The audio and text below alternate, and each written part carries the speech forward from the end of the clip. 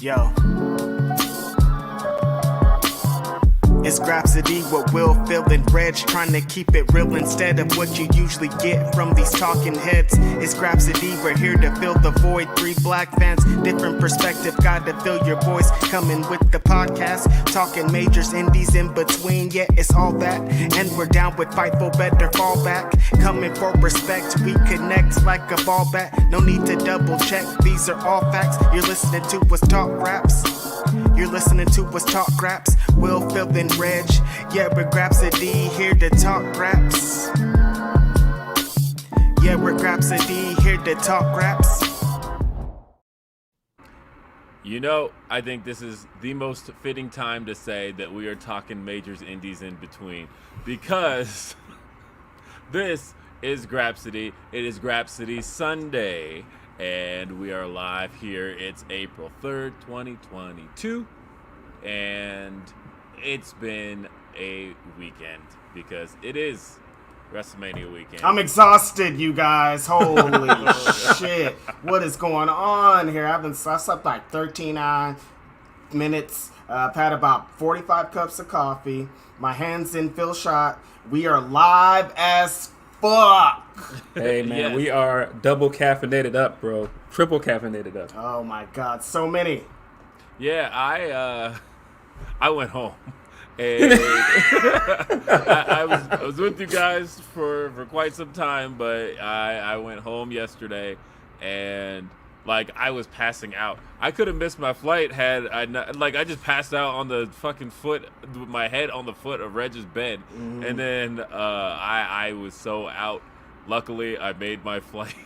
I should have took a picture of it. It looked like Jimmy Butler at the end of that playoff series against the Lakers. He definitely was draped over the barricade.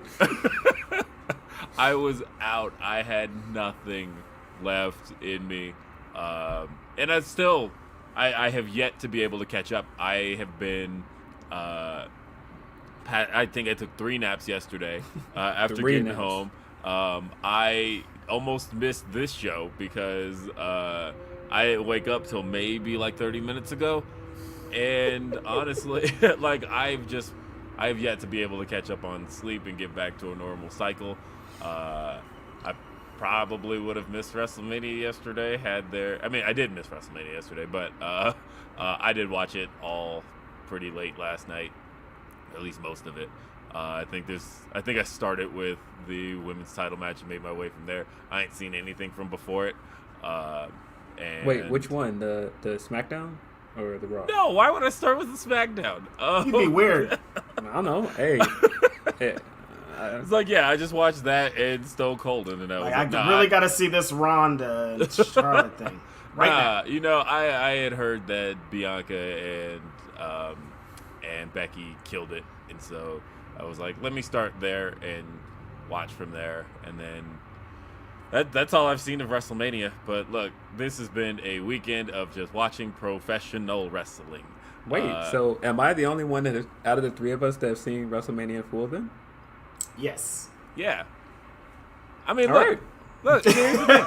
From what I saw, one of the best shows WWE's done in years. And From what I saw, that shit was trash. No, honestly, I'm keeping it real. I'm keeping it real. I was waiting for the punchline. I'm like, wait. The game, that is the punchline. The game is over. WWE is. I can't. I'm done. I'm out. I was bored. All the shit. Cody, let's fucking talk about it. Let's get into it. No. Okay. We'll get to that in a minute. I have so many things We got so many things. But this is Grapsody. We normally do this show every Saturday at noon Eastern, 9 a.m. Pacific. Right here, youtube.com/Fightful. And being that we are right here on Fightful, one of the things we do is we read your humper chats and your super chats. And I am waiting on the humper chats here shortly because I'm kicked out of them again, and I'm just waiting for Mr. Jeremy Lambert to come come get in my way. But let's see. So we'll start with some super chats. We got Corey said, Reg single-handedly saving ROH shows on major pay-per-view weekends. Maybe move to AEW weekends, but still back-to-back Media Scrum MVP. Let's just talk about it, Corey. It is what it is, man. They waiting for your Grapsody boys.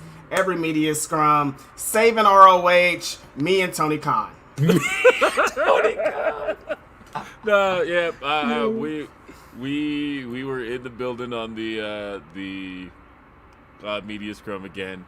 And yeah, all three of us. All three of us. All three of us were in there. Front if you row. haven't seen the Media Scrum, we got. I thought we got some good questions in there, and the Grapsody boys dominated the Media Scrum. It was all about us. We were the only ones there.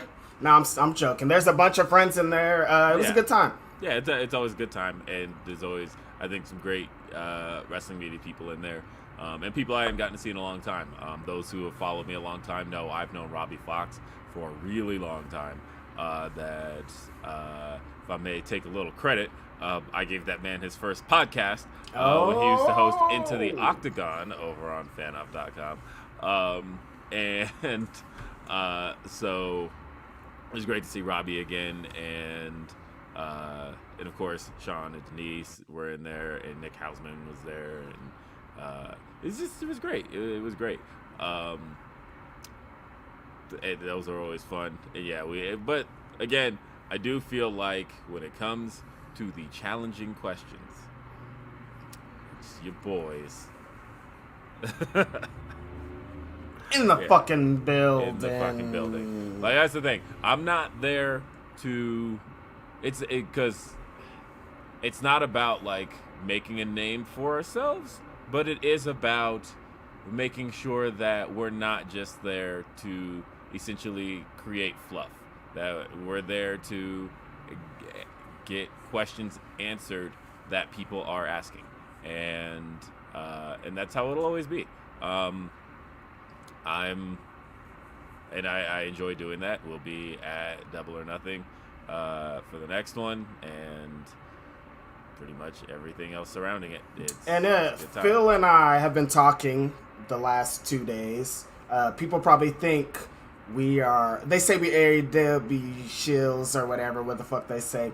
We'll pull up to any Media Scrum. I don't like those people up there, but I'll be up there asking questions if they want me to. Why didn't you let the Cody one now? Why didn't they call your boys, man? Why didn't they call your boys to do the press junket? My email is empty. Nothing. Send your fly your boys out, man.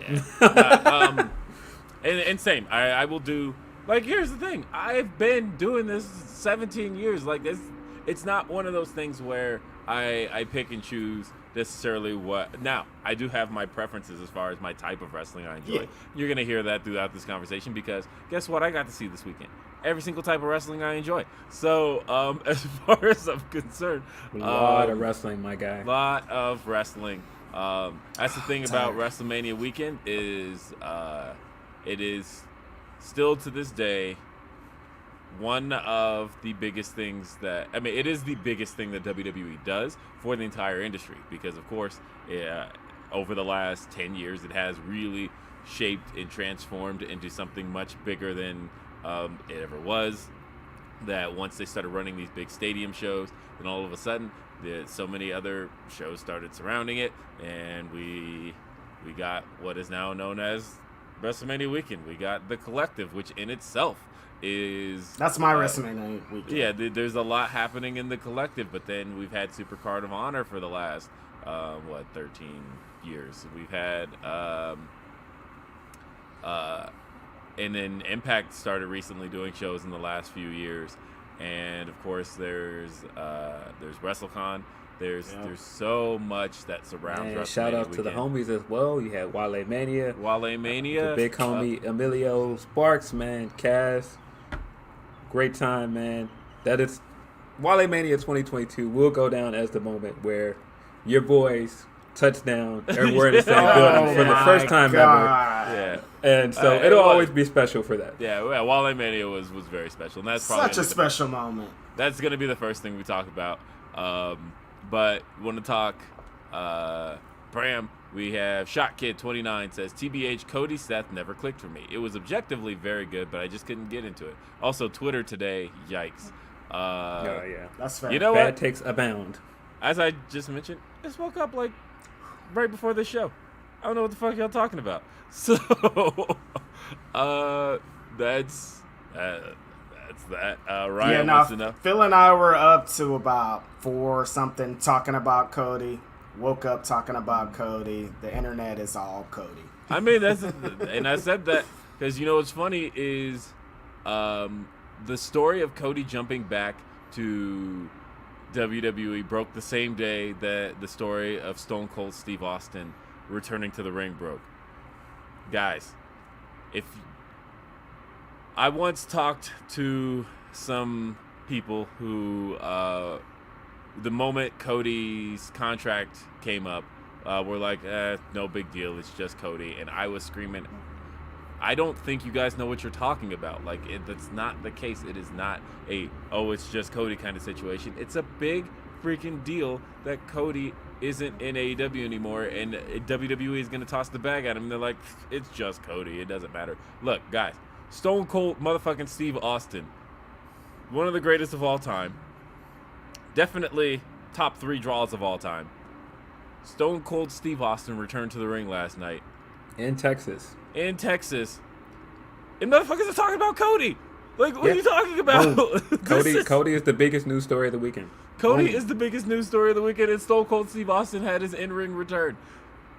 Even when that story hit, it was Stone Cold Steve Austin returning to the ring. Fightful Select broke that story. By the way, FightfulSelect.com, $4.99. But Stone Cold Steve Austin, that story was broken by Fightful Select back in middle of February. The very next day, the story came out that Cody might be headed back to WWE. And the Stone Cold Steve Austin story was pushed to the back of the line. And I feel like, by the way, I do have to give, there's a Fightful logo below us.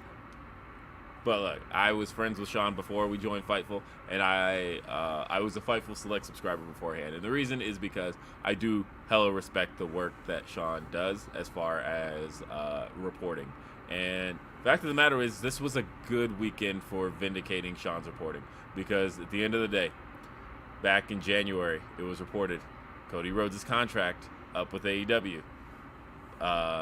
And Sean screaming into his microphone, "This is not a work." and people were like, "Oh, it's probably not a big deal. He's just going to re-sign." And I try to tell, like, the biggest thing I want to, you should take away from any of this is that when it comes to free agency, if there's smoke, there's fire. And most people, if they're not at least interested in hearing from the other side, won't even let themselves go into free agency. Usually there'll be a contract offer before free agency hits, and it's usually signed, and they're good. And like Kevin Owens never hit free agency. Kevin Owens never even heard an offer from anybody else. Sami Zayn never hit free agency. He never heard an offer from AEW. Like when people say, "Oh, well, you turned him down," never even got to it. Yeah, so like we don't know if what he was going to be offered. But like if somebody hits free agency, Bryan Danielson hit free agency, so like that should have been the red flag for people. He's jumping. Adam Cole hit free agency. That should have been the red flag. And Kyle O'Reilly hit free agency. When we talk about guys like Johnny Gargano, right? Like, I mean, he very well could have just taken the contract and then sat aside. But he let himself go into free agency. And there's a big question of where he's headed next. Who knows? But then Cody, on the other side of it, he let himself go into free agency. Where there's smoke, there's fire. If he wasn't interested in the other side, he would have just taken whatever the offer was. Or that's the thing, was Tony could have extended it and done deal. But the fact was he chose not to take the option and chose to jump to the other side. And we're going to talk about that in a little bit. But yeah, man, to make a basketball reference in this, during the summer, people thought like Ben Simmons was going to hold out. He wasn't going to end up getting what he wanted out of the situation, and he ended up getting the trade he wanted. He's out of Philly. He's in Brooklyn. sometimes when free agency happens, you gotta accept it for what it is. And I think when the writing is on the wall, sometimes it means something. Yeah, I mean, look at LeBron and his free agency and how when his free agency came up, it was like, oh, is he going to stay? And it's like, no, obviously he's not going to. Fam was looking at schools in L.A. I knew what time it was. I knew what time it was, man. And I mean, every single time when it was like, okay, he's a free agent out of Cleveland. Is he going to stay? Nope, he jumped to Miami. And then he's a free agent out of Miami. Like, nope, he jumped to Cleveland. And this is where, like I said, when it comes to free agency, keep your eyes open, because if it happens, usually it's because somebody is seeking other contract options. And that's how it's going in pro wrestling right now, especially because there are other contract options. But my point here was that Fightful Select dropped that story on Cody's contract. It turned out to be something. Fightful Select dropped the story on Stone Cold Steve Austin possibly returning to the ring. Now, he was very careful about his wording there. He said WWE made the offer, the overture to Stone Cold Steve Austin to return to the ring. Every single opponent of Fightful Select, and I mean opponent when I say, like, I'm not talking about guys we're cool with, because I love everybody at the Observer. Andrew Zarian, I think, is one of the best at this. Meltzer is a top tier guy. Pro Wrestling Insider, very good at these, very good at all of this. And I talk about the guys who spend their time like knocking Fightful because that's their entire when it's their entire personality, right? They all were like, we've heard nothing about Stone Cold Steve Austin returning to the ring. We ain't got nothing on this.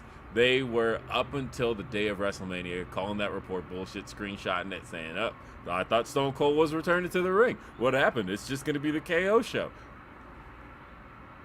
Yeah, it's a lot of anti-wrestling media guys that have to admit they were wrong this weekend, because there were several reports that got proven right. So, I know some people don't like insider information. Guess what? You don't have to read any of that stuff. I know, and that's what I said. I said, look, if you want the inside information, I really don't think you're going to get a better...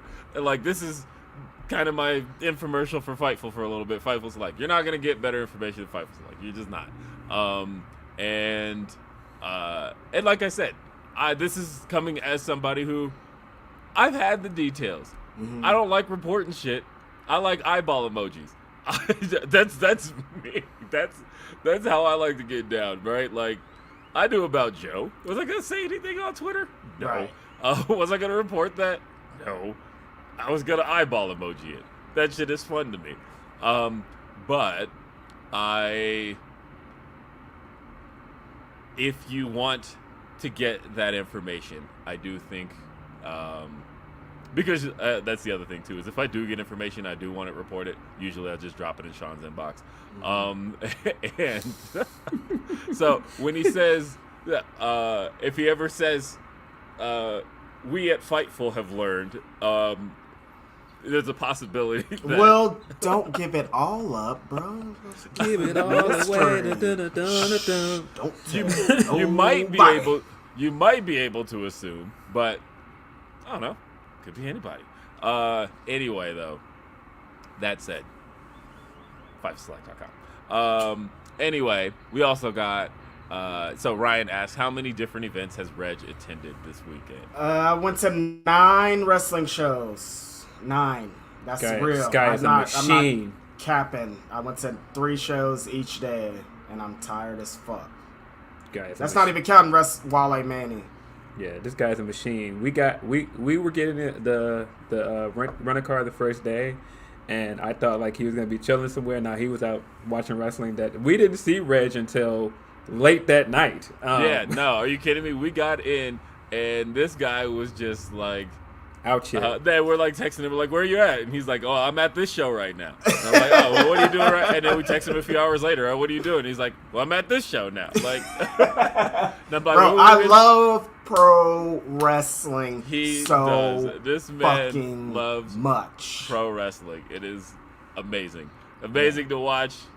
It is like amazing being to at watch. a live wrestling show is the most righteous rage element there is. more than being on a rap stage, like being at a wrestling show is like, I am in it, locked in. I can't get, like, that's 100% Righteous Reg is at a wrestling show. So it was great. If you haven't seen Righteous Reg at a wrestling show, I mean, he is like in it. He is, it is so great. Like, I can't sit down. I have to be over here. This man don't sit down. No, he is like, all right, I'm gonna walk over by the ramp here. Now I'm gonna be over here. Now I'm gonna be over here. Reg is into wrestling. I love everything about it. Like, I like reactions. I like seeing what fans are doing on this side. I want to see how it sounds over here. I want to see how it looks over here. I want to talk to the wrestlers over here. Bullshit. Like, I want to do everything. And it's like, that's the thing is, if you're ever the type of person to just kind of like box Reg in as just like a hater, no, don't do that, because this man loves what he loves to my core. And he does. I mean, look, man, this guy puts together a list of 500 black wrestlers every year. I don't have to. Nobody pays me for it. As I once said, black man, gun to my head, I could probably name 200 at best. 250 if I'm like really trying to save my life. But 500 is insanity, and he does it every year. Every year. And I'm man, tired. Hold up. That's the thing I want to talk about right now, because we got some funny ass stories from WaleMania. Oh my god. And Okay. I want to talk about WaleMania. So, because the guys said earlier in the day, they showed up. We all showed up at different times. I showed up at 1 a.m. And so the Was homie... it really 1 a.m.? Yeah, 1 a.m. I completely lost track of time. Right. The homie showed up, gave me a ride. I pulled up with them. I looked up the schedule. Wrestling starts at 11 a.m. See you there. So I'm in wrestling all day. But we're supposed to get to WaleMania Thursday night. And I knew it was going to be impossible to get inside. I wish... You were with your boy. But I wanted to be with you guys when we got to the show, because I knew it'd be easier to get in. But I had to see AJ Gray versus John Moxley for the GCW World Heavyweight Championship, and he fucking lost. But that's besides the point. So, while I'm at the show, Phil, Will, a whole bunch of homies are hitting me like, where the fuck are you? We're at WaleMania. It's lit. Come through. And I'm like, yo, this match. So, I was with some homies. Shout out to Hendrix. Showed me around Texas. This shit was fire. We had some bomb-ass barbecue. So we're just traveling. We head over to WaleMania. We get outside. It's nuts. There's like legendary pro wrestlers out here, new pro wrestlers, baddies. There's all kind of stuff going on. It's nuts. It's fire. It's insane. Wale absolutely brought him out. Yeah, and it is important to note that when we're talking about getting into WaleMania, we're not talking about getting into General Mission. We're talking about getting into the VIP. Have to establish that. Yeah, I could go and buy a ticket, get in, but it's not like that. It's the Grapsody boys. We out there. So we had to wait for someone to go get us. And so it's nuts. Westside Gunn comes in with his entourage, manager, his kids, the gang. I'm like, Westside Gunn, you know me, fuck shit. They tell me can't get in. Yo, if they telling Wes and Cody they can't get in, I mean, look. I mean, security was like, they were just dead serious at one point. Like, luckily we got in before like they even got there. So like we were in, and once we were in, I was not leaving the building, right? But they got to that point where they're like, if you ain't on the list, you're not getting in. And like, literally, Swerve had to show them like, man, I am advertised. Like, yeah, that was wild funny. Yeah, that was wild. Yeah, they were like, well, like, where are you on the list? He's like, that's my face right there. Like, I am a performing actor. Let me the fuck in. Same shit with Westside Gunn. Like, this is Westside Gunn. What are y'all doing? Let this man in. Let him in. He pulled up in a Rolls Royce. He's not just some nigga. Yeah, what the fuck? I mean, honestly, the funniest line to me though was, so Reg gets there, and I'm like, hey, Reg is having trouble getting in. So all we need to do is like send somebody down to go get him, right? And so I say to Dan Garcia, I'm like, hey, Reg is trying to get in. He said, well, tell him if he gets me higher on the PWI 500. He said, maybe if I were higher. Daniel Garcia, leave me alone. You hang out with Chris Jericho. Why are you bothering me? He said, get me higher on the list and I'll get him on the list. I hate him. I hate him. Daniel Garcia, you suck. I was dying so hard. And he straight up didn't go get No, he didn't come. He didn't come. And then he did come. But he just came to give me shit. I'm like, Dan Garcia, what's up? Oh, I'm number 230. I'm like, dude, leave me alone. Help me get in here. What are you doing? I heard him say that night 233 so many times. Oh, you see, we all know it by heart. Yes, because he won't. 233. Like, so I'm 233? Okay. Yeah, no, Dan Garcia had us dying. Yeah, so eventually, after about an hour of we're out the door, they tell us to leave. I was convinced you just weren't getting the cut. Yeah, I was like, fuck it, they're not letting West Side Gun. There's no way they're gonna let Righteous in. So they get me in there, and they walk us up the stage, and I'm like, whoa, this is crazy. And so we walk up the stairs to the VIP section, and I run into Chris Bay, Darius Lockhart, Kevin Knight, and who else was there? Chris Bay. Oh, you can't. Oh, okay. You don't even have to. Like, here's the thing. You don't even have to list because this is what I want to talk about from this event. And shout out to so many people because hardest working man of the evening was definitely Cam Hawkins. Cam was like just. He was around. He was getting shit done. He was taking care of everybody. Shout out to Cam. But legitimately, to me, I felt like that evening was a representation of how much love there is in pro wrestling and across pro wrestling media. Pro wrestling media people were all just hanging out, mingling, chilling. There was no hate. There was no Twitter hate. There was no beef. And if there was, they wasn't talking to nobody. They were off in a corner. But like fact was, there was hating. But there was just love in the room, right? But then also between locker rooms, there was just love in the room. There was WWE wrestlers, AEW, New Japan, Ring of Honor, MLW. MLW. If you were tied to a wrestling company, you're probably there. And the thing is, nobody was talking shit between locker rooms. Like, it was literally just all love. Everyone's so happy to see each other. Because a lot of these wrestlers worked together before they got to where they are. Yeah. So, like, it's reunion. And they're all happy. Yeah, no, honestly, that's what it felt like. Was like, it's just a big reunion night between so many people. Yeah. And, like, even the shit people saw, right? Because, like, it ain't like this is a mystery. Y'all saw on stage Carmelo Hayes posing with Jade Cargill, who's holding the TBS championship. So literally, DJ we're up talking there about with the MLW tag. The judge is up there with his MLW belt. Like, MLW, AEW, NXT, everybody's represented at the same time. There's main roster folks there, too. Like, Omos was in the building.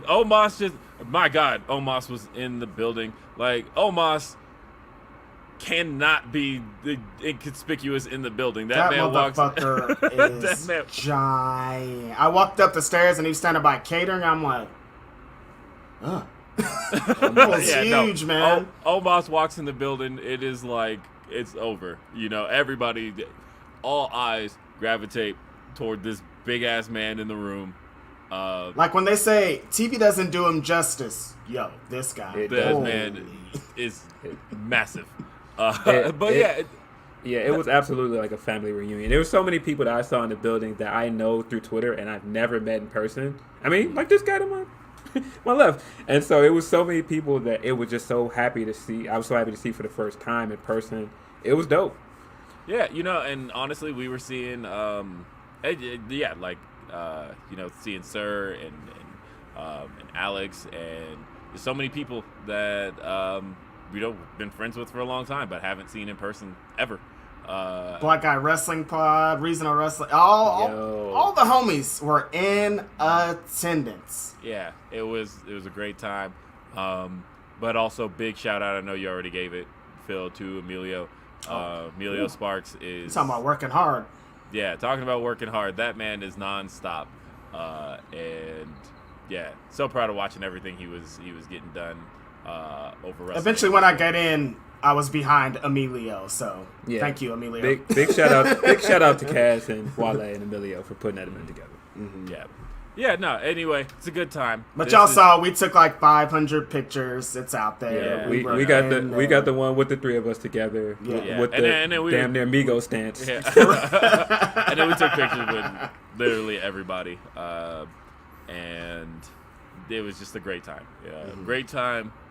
WaleMania. Like, we could have left after WaleMania and I would have been satisfied. I mean, that was amazing. Shout out to J Rose as well. J Rose is the man. Hey, shout out to Wale. Shout out to Wale. We was WaleMania. Yeah. Shout out to Wale. You know, Wale. Like, Hey, right here. We put your graphic. Wale, please. I'll even make it a fancy graphic. I'll make it look better than all three of these. Yes. You know, we'll roll out the red carpet. I'm telling you. Yeah. No, it was just a great time. Well, wonderful time. You two West Side Gun, fucking the highlight of the fucking weekend. Man. Is we got a picture with West Side Gun. I can't even. I forgot about wrestling because that happened. I'm like, yo. Crazy. Yeah. Hey, but we also. Let's see. So, talking more super chats, and we got some humper chats as well. I'll read the humper chats.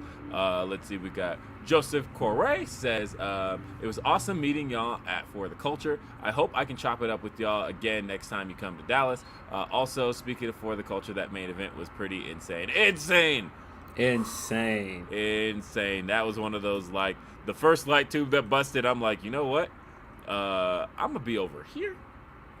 Because I saw that piece fly right into the audience, and I'm like, you know, I don't want to be nowhere near that next light tube that busts. So that shit is loud, man. If you've never been in like a deathmatch show live, it's crazy, man. Yeah, shout out to friend of the show, Billy Dixon, and Hoodfoot. Hoodfoot had like 4 death matches. I'm talking about bloody mess. That like man was still bleeding heading into his next Yeah. from the last. Right. Yeah. Like if last night he was walking to another show bleeding. Yeah. That's what it is. And let's see. So Life of Deem. Shout out Deem says, happy Sunday, fellas. Hope you guys had a great Mania week. Can't watch live, but wanted to show some support. Thank you, Deem. We're by there's like a freeway. That's probably why you hear trucks and shit, and we can't move the freeway. Shout out to us. Insert name here says, first time humper chatting. Much love to the Grapsody boys. Just wanted to say, besides the women's matches and Austin's match, WrestleMania Night 1 was pretty mid. Saw a lot of capping and overhyping on Twitter last night, though. We'll get into it. We'll talk. We'll get into it. Van Twinblade says, hey guys, 3 things. 1, did you guys check out the new Glory Pro episode on the flight down? Ethan Price and Jake Something killed it. And 2, as announced on that VOD, Jake Something versus Minoru Suzuki. And 3, R.I.P. Sean's balls. Denise with the heel turn, or I guess the face turn. Face turn. Yeah, with definitely the face turn. A face turn. Definitely a face turn. Sean was the heel in that building. Stop muting me, fam. Which, like, look, man. Anybody who is mad about that, 1, doesn't actually follow indie wrestling, and definitely has never seen a Joey Janela Spring Break.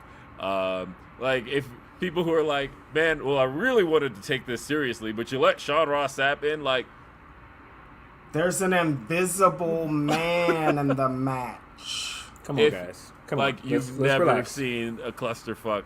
If that is your response to it, there's always going to be that type of entry. And I thought Sean killed it. The way his promo was funny. He said, I'm going to need $5 from all of you before I start talking. I loved it. Hilarious, man. Honestly. And then it just sparked the We Want Meltzer chant. Like, no, that's funny as shit. Yeah. That is... Sean's entrance and Maven's entrance. Yo. That was lit. Maven's entrance. Are you kidding me?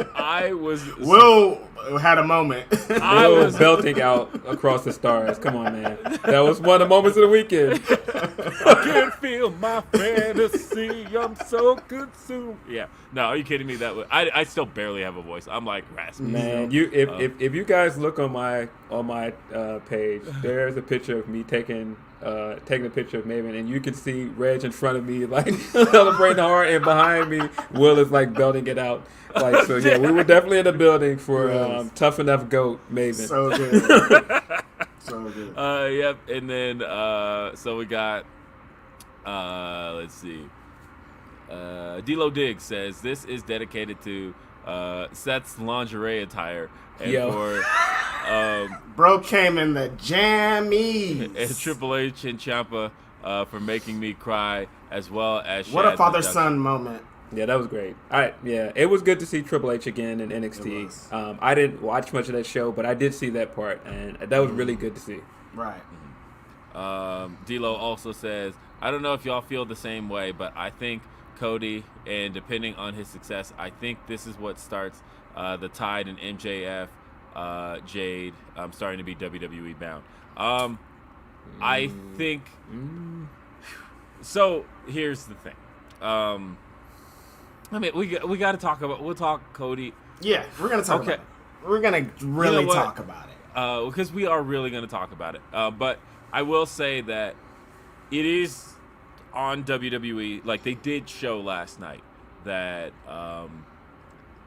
if you want to be you, there is a space for that in WWE. Now, I think if anything, that proved that having success in AEW is going to matter, right? Because if you got independent success, hell, if you have success in NXT, they ain't gonna keep you the way you are. But that's what the biggest cap in is. People are like, "Oh, this is gonna set a precedent for these AEW." Cody is a rare. He's a rare case. breed. So rare. This is what I mean, though. I do feel like I don't know if Cody is going to be the exception. If anything, I think that this is going to show that there is value, that for anybody who doesn't think there is value in having an AEW presence. Because the thing is, AEW isn't we're not talking about the indies. We're not talking about something with a small audience. We're talking about with something that does roughly 75% of what Raw's audience does, right? And so did I say 75%? That's a stretch. But That's a stretch. but I'll say like more like 60. Does about 60% of what Raw does, right? And so then also runs the same cities that Raw runs, and is doing in some cases better attendance, and in some cases at least really close. So you've performed in front of these same fans. You've performed in front of all of this if you're working at AEW. So it is one of those things where WWE can't just like take somebody who's made a name and presence for themselves in front of audiences touring the country and be like, oh, you're not that guy. Like, you might be able to do that with the indies. You might be able to do that even with NXT. But you can't take somebody who is already making a name for themselves in AEW, has an established presence. Like, if Hangman Adam Page decided to jump, you better believe he's coming with that music.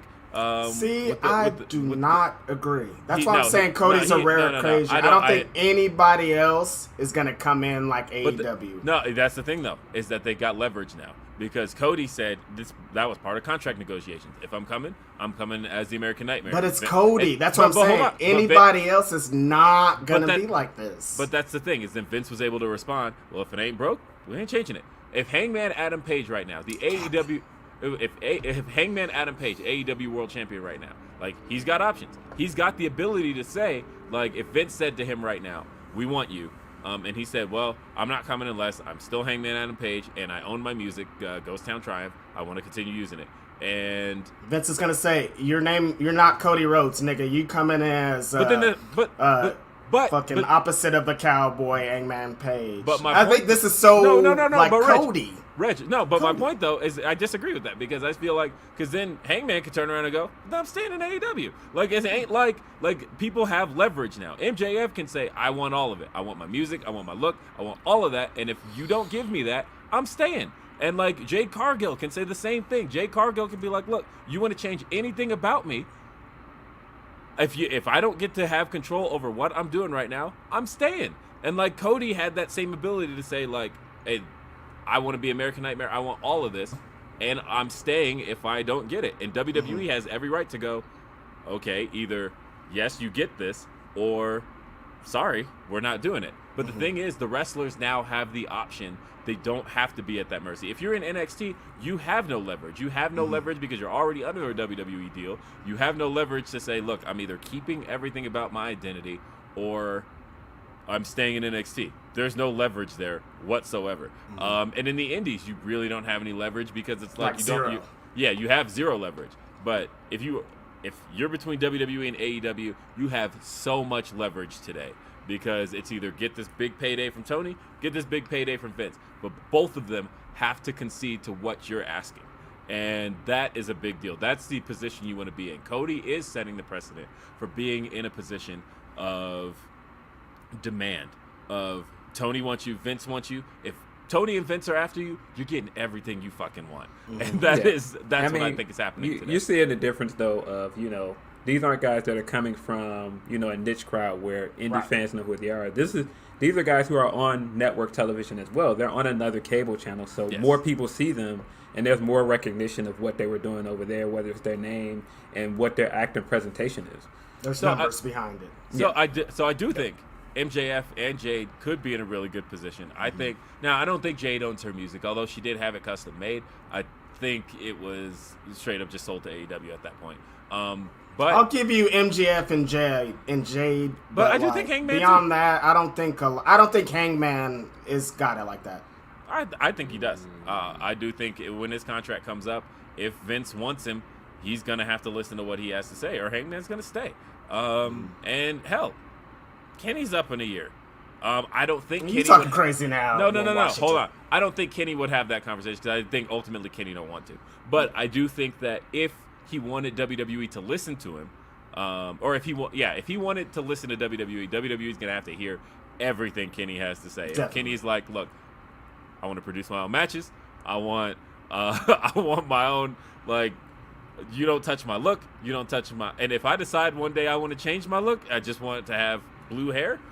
I'm gonna have blue hair. That's what I'm gonna fucking do because I'm Kenny Omega. And I want all like Kenny. The funny thing is, Cody mentioned yesterday in the Ringer interview, he was talking about how big his contract is. He said that this thing is like insane. And it's complex. Is that what word he was talking? Yeah, he used complex. He was like, it is a fucking novel.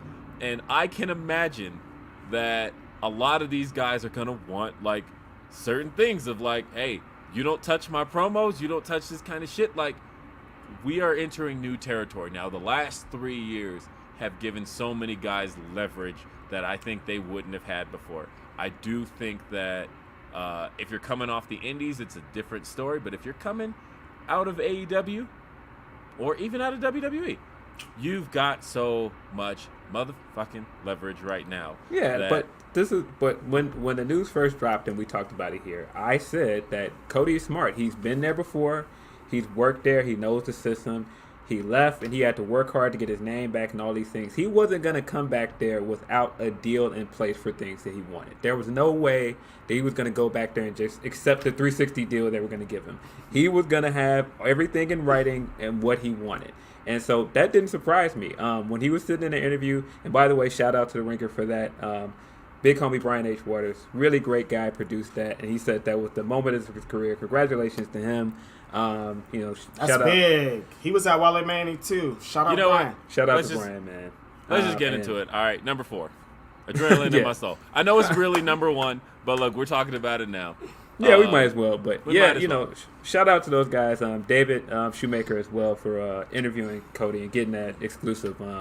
But no, he said a lot of really interesting things in that interview that didn't surprise me because, like I said, I knew he was going to make sure he got everything that he wanted in the contract first. He wasn't going to come if he didn't have some guarantees. I thought it was also interesting that he said it had to be Rollins because, he worked him initially in his first dark match, and I thought the gem of that was him saying that I never liked that Dusty's Kid thing because I am Dusty's kid. I hated that they got precedent over me, so when I came back, I needed that match first. I love that. Yeah, no, there were a few things he said there. He talked about how he was courted, and he said it felt good to be courted. That he said in his last run before, he felt like he was just kind of there. And true story, like his last match was against Zack Ryder on Superstars. Like, he wasn't doing shit in that last run. And now and to feel like, hey, WWE came after me. That he was like, look, Nick Khan, Bruce Pritchard, and Vince McMahon were like banging on my door. And like, what do you want? What do you want? And he got it all. Like, that was the thing, was he said, look, if I'm coming, I'm not coming as anything but you. As a matter of fact, I think the funniest shit, I had to go back and look it up to be certain. That man was so adamant about being who he continues to be, which is the American Nightmare, Cody Rhodes. Love him or hate him, he's going to stay this motherfucker, right? I had to look it up. I found his last entrance in AEW, which was the night he faced Sammy. Yep. I asked you guys because I wasn't sure, but now that I've seen it, certain. That man got the neck tattoo retouched just to make sure that y'all know I'm not changing Doubling anything. down. Like people were like, oh, maybe Vince is gonna make him get rid of the neck tattoo. Oh no, he got it bolded. Like like that tattoo did not look that colorful the last time he made an entrance. I looked it up. It was a little bit faded compared to when he came out at the pay-per-view. That shit had bold lines. That shit had dark color. He literally, like, either that or he had somebody go over it with a Sharpie. But either way. Brandy. Yeah. Brandy. Either way, he, like, quadrupled down on the neck tattoo to make sure y'all know, like, because I saw people were like, oh, he's going to come out the smoke and mirrors. He's going to have the dark hair again. Nah, man. This guy was like, look, the Cody that y'all hated going into Double or Nothing last year, the man that faced Anthony Ogogo, that is going to be Cody all day. We bike. He talked about the fact that he's saving a lot of what he has to say for his promo on Monday on Raw. Man, he may try to end racism again because, like, he seems to be quadrupling down on everything we knew Cody to be. He had the Cody Vader. He came out like he got the rise up from the stage. It sounds like they're just gonna let him keep that shit. Wrestling has more than one word. Funny. People who thought that he wasn't gonna have an absurd pyro display like he got in AEW. Oh no! He had pre-pyro. He had pyro for the pyro, my guy. Mm-hmm. I need double pyro, big bro. That man is gonna have the most absurd pyro display, like even bigger than he had before. He is still, for better or worse, Cody. Now let me say though that, like, I do think that it is a very cool thing what he pulled off here. Do I think anybody else could have pulled this off? Like, so I do think that other people can get those concessions. Will they? I don't know. I think they can. Will they get this moment though? Hell no. No way. I think the way it was built, the way it was, like, really essentially you about, can't like, make this moment. Like, it's kind of organic, you know? Yeah. Like, really think about the fact that at WrestleMania 32, Cody was in the ladder match, the Intercontinental Championship ladder match. As Stardust. And not even, like, a factor. Nobody cared. Yep. And 2 Manias in a row. Yeah. Same thing. Nobody cared. He went out with very little fanfare. It was just like, Cody's done. And at the same time that he went out, Seth Rollins was just getting back from injury. Seth Rollins went out the top heel in the company. Seth Rollins was, I think when Cody left, about a month away from winning his second WWE Championship. Seth Rollins was a top guy in the company. And Cody came back in above Seth Rollins. it felt like he was a bigger deal than Seth Rollins in that match. Oh, he beat absolutely him. was. He beat him decisively. Cody comes back into the company, arguably the number 2 babyface, right behind Brock Lesnar.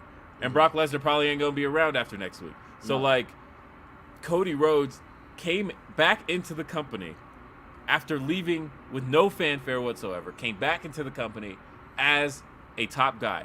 They dropped a Variety article. Variety.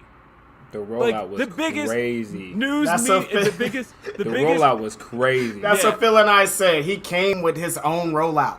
He had a massive rollout. What this guy accomplished is, like, you know, I've always said that the biggest finesser in the history of pro wrestling is Jeff Jarrett.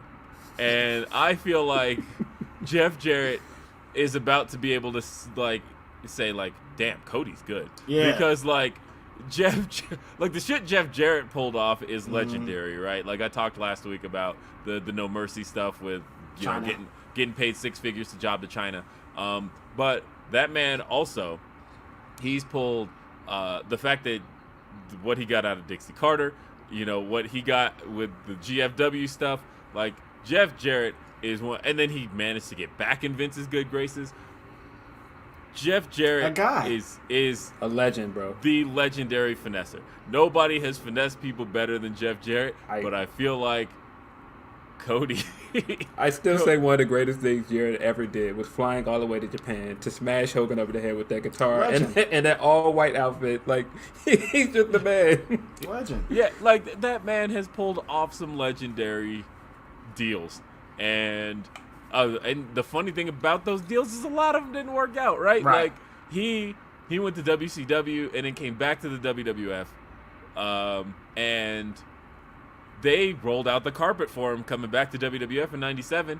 Where remember they did those video packages. They had him talking about, you know, he's gonna be up there with Steve Austin. He's gonna be up there with Bret Hart and Shawn Michaels, and like Jeff Jarrett is coming back to WWF a star. None of that shit worked out. Nope. And then, but he got himself a deal, right? And then he went back to WCW and was like, nah, I want to be the guy here. Slap nuts. And they gave him the motherfucking slap nuts deal. He had all of it. Ultimate finesse. But, Yeah. sorry, don't mean to infringe on Chris Bay. But, CB gonna be pissed. but Cody, he has pulled off some legendary shit here. He had the match with Seth Rollins. And not just had the match with Seth Rollins. The only thing that didn't make this a Cody match was that he didn't bleed. He Right. came close, but like people were dropping the jokes, and they were like, referee sees the razor blade, like, hey, what is that? Put that shit away. Right. Yeah. But that man had the Cody match.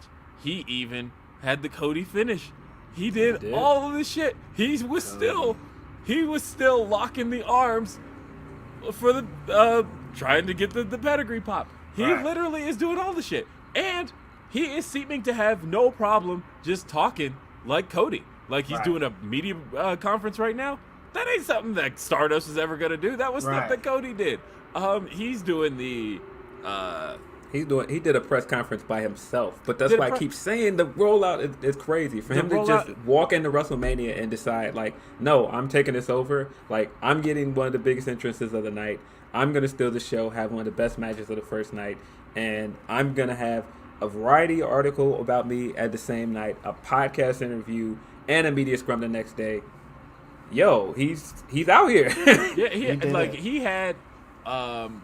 he did the interview on WWE's Twitter also yesterday, and like I forget the interviewer's name, but she was asking him questions, but she's doing it in a very WWE way, where she's like, This is perfect Yeah, segue because this is when everything got off the tracks for me. I was all on board. If you go back this week's everything, big Cody fan. I was excited for this whole thing. That promo after, I was done. I'm done. I have zero faith in anything Cody's gonna do because it was immediate WWE washed, and I hate it. well, like that's the thing was they were trying, Hate but Cody, it. I feel like Cody still doesn't know how, right? Because she's like, No, how does it- the thing No, that hold on, got hold on. me is that Cody does know how.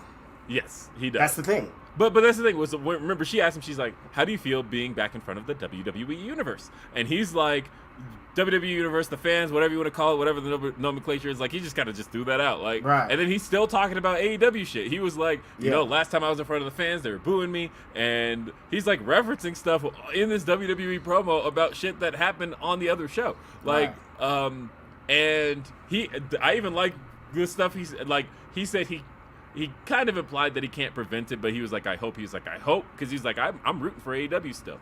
He's like, and I hope they don't take any low-hanging fruit talking about bingo halls and shit, because I don't want to hear that. He did that. Look, Cody Rhodes has been capping for the last 12, 8 hour, however. Cap. Cody is definitely spinning. He is, yes. Listen to this shit, man. What the fuck, man? I tweeted last night, Cody Rhodes is doing a parody of Cody Rhodes. I don't like what's going on here. He thinks he has to do this WWE presentation, and it's awful. It sucks. I hate it. I hate everything that happened. I didn't like any of it. I think this is going to be... He's going to beat Roman, and then they're going to be bored, and they're going to go right back to Roman, and Cody's going to go right back to the mid-card because he did it to himself. Oh, you know what? I do, because I told you yesterday, I said that I think he has to be the guy to beat Roman, because WWE has put themselves in a position where literally across the board ain't nobody in a position to beat Roman. Yeah. And shout out to Shaka Khan. And so, and yeah, there's nobody. Yep. Beating Roman. No, he has nobody. They put everybody in a position to look inferior to the point of where, yeah, you had to reach outside. And I do think that you have Cody in position to do it. Now, do I have faith that they'll do it in a way where, do I think Cody's going to hit 3 crossroads on Roman and then like motion a pedigree and then drop him with a Tiger Driver 98? No. Do I think that he's just going to like win Money in the Bank and like pin him incidentally? Yes. You put that energy in the air, we'll watch it. And then do I think that people are going to be like, look, they did the push? And it's like, no, you didn't. Yeah, that's kind of what I feel. Right. I will say this because I was concerned because they had been trolling us for weeks. Is he coming? Is he coming? I never doubted that he was coming at WrestleMania. Right. I just was like, they have to pay this off well because they've been trolling for weeks. And credit where it's due, they did some fantastic trolling last night. That graphic that they put up, Cody is WWE. I loved it. I thought all that stuff was fun. That was great. But I thought he had a really good return. I thought the way they handled his entrance was good. I thought the match was really good. I thought the way he worked the match was good. I thought him pulling out that bionic elbow was great. I thought him doing... I hated the Stardust taunt. Hated it. I popped for it. I thought it was hilarious. Hated it. Hate it. All of it. Hate it. Hate it. Big parody. Hate it. Awful. Sucks. Terrible.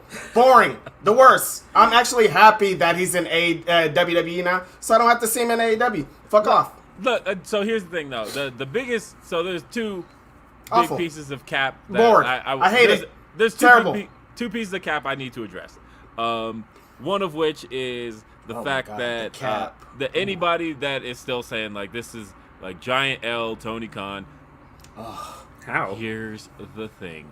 If there's anybody who had kind of an absurd take on it that I agree with, it's actually like O'Shea Jackson's tweet where he was like, man, they gave up 15 players for Cody Rhodes. Like, there are sports equivalents here, and I do feel like and them 15 players were like if you had a team, you had a team that consisted of Bryan Danielson and Adam Cole, yeah, you know they picked up Samoa Punk. Joe. It's if you had a team that consisted of all those guys, and yeah, I am saying that Cody is good. But if you lost all them guys and all you got in exchange was Cody, like that's not really a L. I'll take it. It's not. I'll take it. Man, so that's what I feel about that. I feel like, look, if Cody had shown up the week after all the contract stuff happened, and like there were still questions about what AEW programming would look like without Cody Rhodes, I'd say this is a conversation worth humoring. Mm-hmm. But looking at it now, we had Revolution, which was, I think, one of the top 3 AEW pay-per-views, and definitely one of the best I've ever attended. And on top of that, they've had a really good run of television. The last 2 months, I would say that AEW TV still looking pretty good. And I think the question is answered: what does AEW look like without Cody? Looks pretty good. It looks better. Now, because you don't have like that silly like isolated shit where Cody like the Codyverse, where it has literally nothing to do with anything else. And that's then going on in the show. our friends are on the TV show, Main Event Dynamite. Yeah, I mean, Rampage and stuff. And then like, and then when Cody does decide to rejoin the rest of the show, and it feels absurd because like then the Codyverse shit kind of overtakes everything. Where like he had the tag match with him and Pac and who else was in that match? Because it was You talking about the one in Chicago? The one in Chicago, yeah. So it was him, Pac, Lucha Bros versus FTR, and Andrade, and Malachi. Yes. Yep. Okay. Yeah. Yep, but remember how much Codying like hijacked that match. No matter what anybody else. That was a fun match to be at, though. but that's what I mean, though, right? Like the Codyverse had such a thing going for it that it kind of engulfed what was going on in that match, and those guys as performers. So my whole point here is that AEW's been fine, and Cody is better off right now. Everybody's. So I think this is beneficial by everybody. So that's what I mean. There's no L in that situation right now. Like, would Tony have preferred to keep Cody? Probably. I'm sure. But at the end of the day, AEW's fine, and now Cody is like in a position to become the WWE Cody champion. is more than fine. He got his song, he got his shirts, he got everything. Yeah, man, them shirts are trash, but they look very similar to his PW team. I wouldn't rock them, but that's what I mean, though. I was like, look, man, the shirts are trash. Look, Cody, like, I am feeling like Cody did some great shit here. Like the wackest stuff about Cody is still here. Like the black shirts. He got them. He talked WWE into making them same as like with bullshit Pharaoh. ass shirts. Like Pharaoh. Like I've been saying for a couple of years that the American Nightmare stuff, like I've loved that as a nickname. I have felt like the graphics look a little right wing to me. And the fact is, not only does he still got him, he got him in AR form now. He got them fucking that was, big I'm telling you, that was one of the most surreal things about watching him do that entrance and watching the graphic pop up and turn around. I was like, what is happening right now? But like, I will kidding say, me? Them things look like they'd be on a fucking Trump supporters bumper sticker. Like, them, oh my God. But you know what? I wouldn't drive next to that truck. Yeah, but you know what? That he got him. He got all that shit. So like I'm proud of that, man. I think that is. Man, one of the things I would emphasize about his return that I really like, though, is that he's made it clear that he is here to win the WWE Championship. Yeah. And I think for a long time, the Universal Championship has kind of overtaken some of the prestige off of the WWE Championship. It has pretty much since it's looked like the main title. And I like that he's come back and go like, no, I want to be WWE Champion. And it makes that title feel important again, especially going into this winner-take-all match where it just feels like it's a afterthought in this feud. Well, to be fair, because he didn't really specify like not the Universal, and I feel like I thought he said WWE Champion. Well, I mean, he did say WWE Championship, but like when they merge the titles tomorrow, is it just going to be the WWE Championship? Because if so, then we're just talking about the same thing. But the other piece of cap, Cody, and you fucking know, the biggest piece of cap. He said EVP. This man said that he said to Vince and Bruce Pritchard that he is the best wrestler in the world. Cap! Hold on. And that there isn't a close second.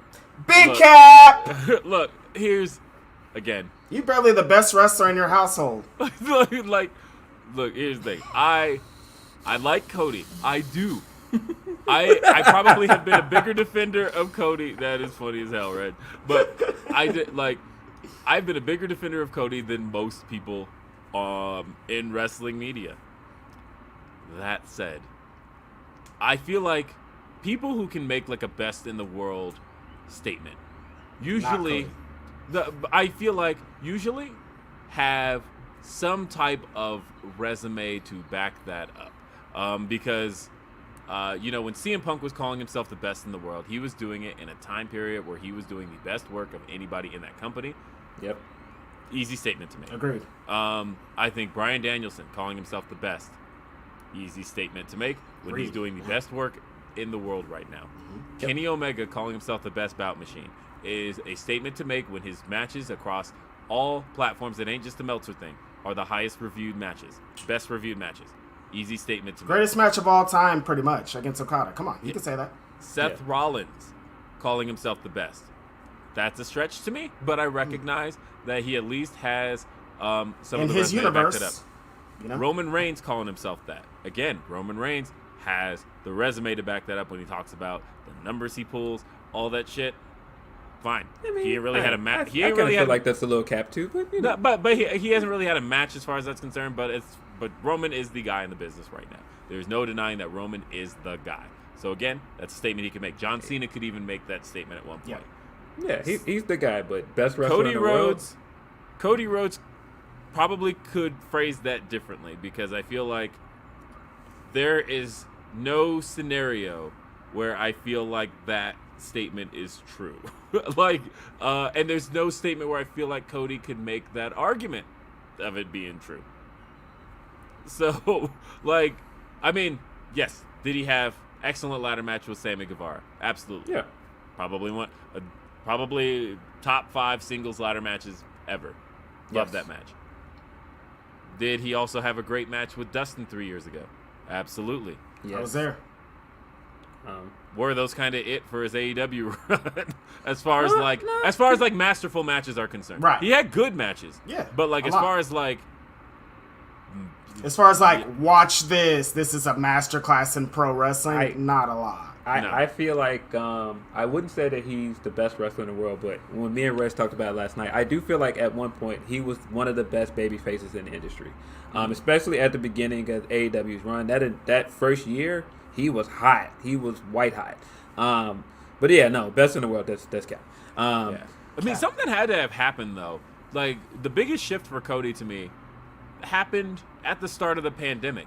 Like the last time you ever saw Cody on screen with the Young Bucks and Kenny was that first pandemic show, the March 18th show. He was never on screen with those guys again. What happened when they took that month off? Like he stopped doing BTE and everything. Yeah, he didn't appear with those guys again. And he used to be funny as hell on BTE. Yeah. From the time that that was the last appearance, and then when they took that month off after doing those shows in Atlanta. And then, he moved over to Sammy Guevara's blog. Yeah, we never saw him again with the Elite. Cody said he's not going to talk about it. But I feel like in not talking about it, he's kind of talking about it because he said that he's not going to do a shoot. He's not going to do any of that. He's literally just going to, show respect. But he said, I have respect for the Young Bucks and I got respect for Kenny and I'm rooting for Tony. And it was kind of like but you didn't say you're rooting for those three. I feel like his relationship with Tony. There's some stuff between those lines. Yeah, and he also said that he said I'm not going to talk about it, but it was a personal matter that we couldn't get past. And Phil and we're talking about there's a inaugural piece that's missing out of this whole thing that no one knows. I mean, they know, but he's they know. He's not going to say it. Yeah, they're not saying he publicly. ain't going to talk about it. Right, but I don't know what it is, but no one has a clue. No one has a clue. But we want to get back to reading some super chats because we got Matt who said, Mania hangover is real, adrenaline in my soul to start the show. Derek Gordon says, Reg asked the question so good that Tony Khan was like, hold on, Phil. Damn, Reg, I didn't even think of it that way. He did. He did. He said, hey, Phil, I'm going to let you finish, but... But hold up. Gotta get back to this Reg thing. Tremaine says, Becky forever a heel for giving Bianca a black eye. Becky, what the hell? Yeah, that was ugly. RH says MPW bangers only was fire. I think La Rosa Negra and Jody Your Threat boys showed were out. in the building. Trish Adora and Thunder Rosa killed it. Lufisto versus Holodead was great. This will be our moment to talk about Holodead. being amazing. Holodead is dope, man. Holodead is super slept on, man. I feel like they had a great match in the main event, and that promo she cut at the end about women's wrestling, it was just inspiring to be in the room for that. Loved and it. to just see the women kill it on that show, it was just really cool, man. Awesome. Trish and Thunder Rosa. Trish and Thunder Rosa killed that. I think, yeah, But the match of the night, like I was saying, the person that La Rosa Negra and Jody Threat. That was Bang. great. The finish to that match was so great. The frog splash reversed into the pin. I thought that was great. Really, really good show, man. And let's see, we got some more. We got Nathan says, it's not that Cody isn't a big deal, but do you guys think AEW has missed a beat since he left? I don't. I think it's a win for everyone. And yeah, that's what I'm saying. No beats missed whatsoever. No. Everybody's winning. No, Yeah. I definitely think when people were like, okay, because I saw several people saying WWE made him a bigger star. That's absolutely a lie. Absolutely cap. That's They absolutely a lie. He came in as a star. They took everything that made him special elsewhere and used it. They literally copied the homework. Nope, sorry. He made himself a star here. Like Yes. the thing is, the music was music of his own. But the fact is, like The music, the reason they were people using his motto, everything. the reason people know that theme is AEW. Right. Yes. You know, the reason everybody's talking about WWE tweeting adrenaline, like going with the meme. I'm sorry, that meme like the fact is, people know that theme because of AEW. Rising from the stage, that's an AEW thing. Him having absurd pyro, ain't nobody else got pyro. That's an AEW and honestly, I wouldn't even say it's because of AEW. It's because of Cody. Because he took Cody. that theme everywhere he's been. thing. He did. But what I'm saying, though, is the ensemble He entrance. built it over there, though. Because when he used the entrance in Impact, it was literally just a song. He was rising from the stage in AEW. He had the pyro in AEW, the graphics, American Nightmare, all of that, the flag, the jacket, all of that stuff. Matter of fact, I'm curious as far as people who helped make him kind of who he is in AEW. He helped get Sandra Gray her job in AEW, and she was designing his gear. What? He might be coming back to WWE, man. I don't know. I don't think Total so. Divas legend. I don't think so. They fired her. I wouldn't think it ain't so. like, Yeah. it ain't. Did It they? ain't like it ain't like. Don't do Sandra like that. Sandra's a How do legend. you do Sandra like that? Like it ain't like Cody. Like when it came to Cody, of course, like he quit. But like as far as she was concerned, she's backstage at AEW every single week, making gear for all those guys. And like she's featured on Sammy's vlog. She's been on BTE. Yeah. Like they love her there. And so I am curious. Like when I saw her or when I saw his gear, I thought that's gear he's worn in AEW. She was last we checked making his gear. Like, is he gonna might just trust be them? getting under the table. Yeah. Hit me up. Fashioned by Sandra, bro. It's deep out here for those Sandra wardrobes. Yeah. And then we got Thomas. Thomas Shelvin says, my favorite podcast trio. Thank you. Thank you, what were Thomas. your favorite events aside from WrestleMania? I You're about loved to say the New Japan Pro Wrestling Lone Star Shootout and ROH Supercard of Ring Honor. of Honor, Ring of Honor, Ring of Honor. That's Ring our of actually our Honor, next topic. Ring of Don't fucking you worry. Honor. It's the next topic. I would say my favorite was probably the New Japan Ring of Honor Supercard. What was that, 2018, where Okada won at Madison Square Garden? I love that show. That's fun. Yeah, let's see. Caden says, pleased to meet y'all this weekend and Shout get out to to watch Caden. some fantastic indie wrestling with the best podcasters in the business. Grapsody all day, every day. Hey, yeah, shout out Caden. It was great to meet you. Great to meet everybody. Yo, man. if you showed us love this weekend, we appreciate you. We appreciate you. We're humbled by it. Corey says, finally listening to Who We Are. It's so amazing. Honestly, every song is so good. Brandy's song is very emotional to me. I didn't get a chance to tell people that. Brandy's song is one of the dopest tracks Very on good. the album. And I didn't hear it until after she had left. But once I heard, no, I take that back. I heard it before.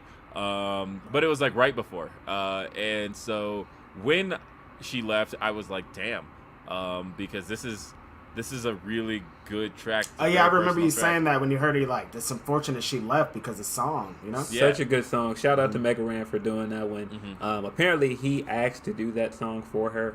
that's awesome. And yeah, I don't think that enough was made about how good that song was and how much credit she deserves for the first few years of AEW and all of her contributions. I will say Shout out this, to Brandy. Yeah, honestly, like Brandy. Come through. Brandy leaving is one of those things where She probably didn't have to, but I think it was one of those situations where, like, nah, Cody's leaving and he's taking all the secrets with him. It'd be wild. Like Brandy's ride or die. She was rolling. Yeah, you can't be here no more. But because like Dustin's staying, right? Yep. And Dustin even said, like, I don't want to go nowhere else. So he's like he came out hugging Thunder Rosa because he's like, these are my girls. Like, Bro, this is my women's division. I'm trying to make this something special. And yeah. So yeah, but no. Oh, and somebody asked what the arcade is playing in the background today, because they said it looks kind of familiar. That X-Men versus Street Fighter is what's currently playing on the arcade right now. This is X-Men versus Street Fighter. Yes, that's a classic. But no, as far as Who We Are is concerned, check it out. It's on all streaming platforms. Streaming now. Yeah. I finally figured out the wording I have to say to my. Look, I was having problems. We went around for about 20 minutes of Will yelling at the lady to play the songs. Yeah, not actual lady, because it's like if I say Siri lady. Yeah, if I say play a song, like it wouldn't play it, but I got it now. If I say, ready, play the song in the mix, the Red Velvet Story. See. That's how you get it. Yes. Yep. So you got to get the insert person here story in there. Mm-hmm. It'll play. Because like it's same with Powerhouse. I said play Powerhouse, the Will Hobbs story, and it does play. So good one. Got it. And it is the new version of Powerhouse in the mix. Yeah. So again, Josiah destroyed that in the mix. Shout out, man. God. Every time I hear it, I'm like, ooh. Hey, that's somebody we didn't see this weekend. I wish he was out here. Yeah. Shout out Graham too. Graham killed it on the Powerhouse verse. Can't say enough about how that guy destroyed me on my own song. Thanks, Graham. Favorite verse on the album for sure is the Graham verse. Yes. Says Chris says, Reg, what was your favorite show? Ring of Honor. Ring of Honor. Yep, we're about to talk about that next. Awesome. Caden said, meant to say pleasure instead of please, my bad. Whatever, we got what you Ryan says, Reg loves wrestling, music, and BBW. There hasn't been a truer fact stated in the history of the world. Correct. Dark Saturday says, I want it on the record that Will saying he thought Cody would show up at Raw was the reason I spent $60 to go to that terrible show, so thanks for that. And acting like Cody don't move the needle. Yo, that's another thing. The needle has been moved. That's another thing. People saying that they made him a big star. He's gotten people to tune in and watch Raw for the past month. And he's going to get people to watch Raw on Monday. Me. So you got to give him his credit. And that's the only thing I didn't like. Like, I feel like a lot of this is made of, this is a great WrestleMania moment. It's a big moment for the company to get him back. But this is really Cody's triumphant. This is Cody's moment. I feel like he's vindicated in a lot of ways here. One more piece of cap I want people to stop saying. So, because you have to understand what Cody was trying to say here. Yeah. So people are like, well, Cody is saying that his number one goal is the WWE Championship, but he never wanted the AEW Championship, so is he saying the WWE Championship is worth more than the AEW Championship? No, that's not what he's saying. The point he was trying to make back then, and he said this at the time, was that he didn't want the AEW Championship because he felt like it would come with an asterisk. Because if he won the AEW title, people were going to immediately go, oh, well, he's the EVP. Of course he's the AEW champion. He's just making himself the champion. And he felt like it wouldn't have felt earned had he gotten it. But the thing is, he has no position of power in WWE. So him getting the WWE championship is a little bit different. He's not saying there's more value to it, period. He's saying for him. Because he was in a position to make himself champion, and therefore it doesn't mean as much to him. There's a big difference there, because for other guys, that's not the case. CM that's Punk, why you know he was capping about being the best wrestler in the world, because Kenny Omega did that, and people weren't like, oh, he's the EVP. They were like, this guy's an amazing I mean, some talent. were throwing that out there. Yeah, but they're going to do that. But the thing was, but Kenny did it right, though, right? Because, like, Kenny could have been champion the moment AEW launched, but he's like, should have. No, I'm gonna wait a year, and and like I'm gonna make it feel right, because you said he should have, right? A lot of people were saying that, and so for a year people were screaming, why ain't Kenny the champion? Why ain't Kenny the champion? And then you gave it to him, so then Kenny got the title, and it felt special, and so I felt like that was a way to kind of alleviate that feeling of, well, you know, Kenny's an EVP anyway, because for a year none of the EVPs had titles. Right. the Young Bucks Yeah. didn't get the titles for a year either. And so they could have very well been the first champions, but instead they put Private Party over, which still one of my favorite moments. And So good. that happened in Boston, where they're going to be this Wednesday, where they get to face FTR. Let's see. Brent Lockman says, "All rise for Grapsody Sunday School." Thank of course. Shaddy says, "Big Omos rapping to PSA looked legendary." Microphone never been up that high. Yeah.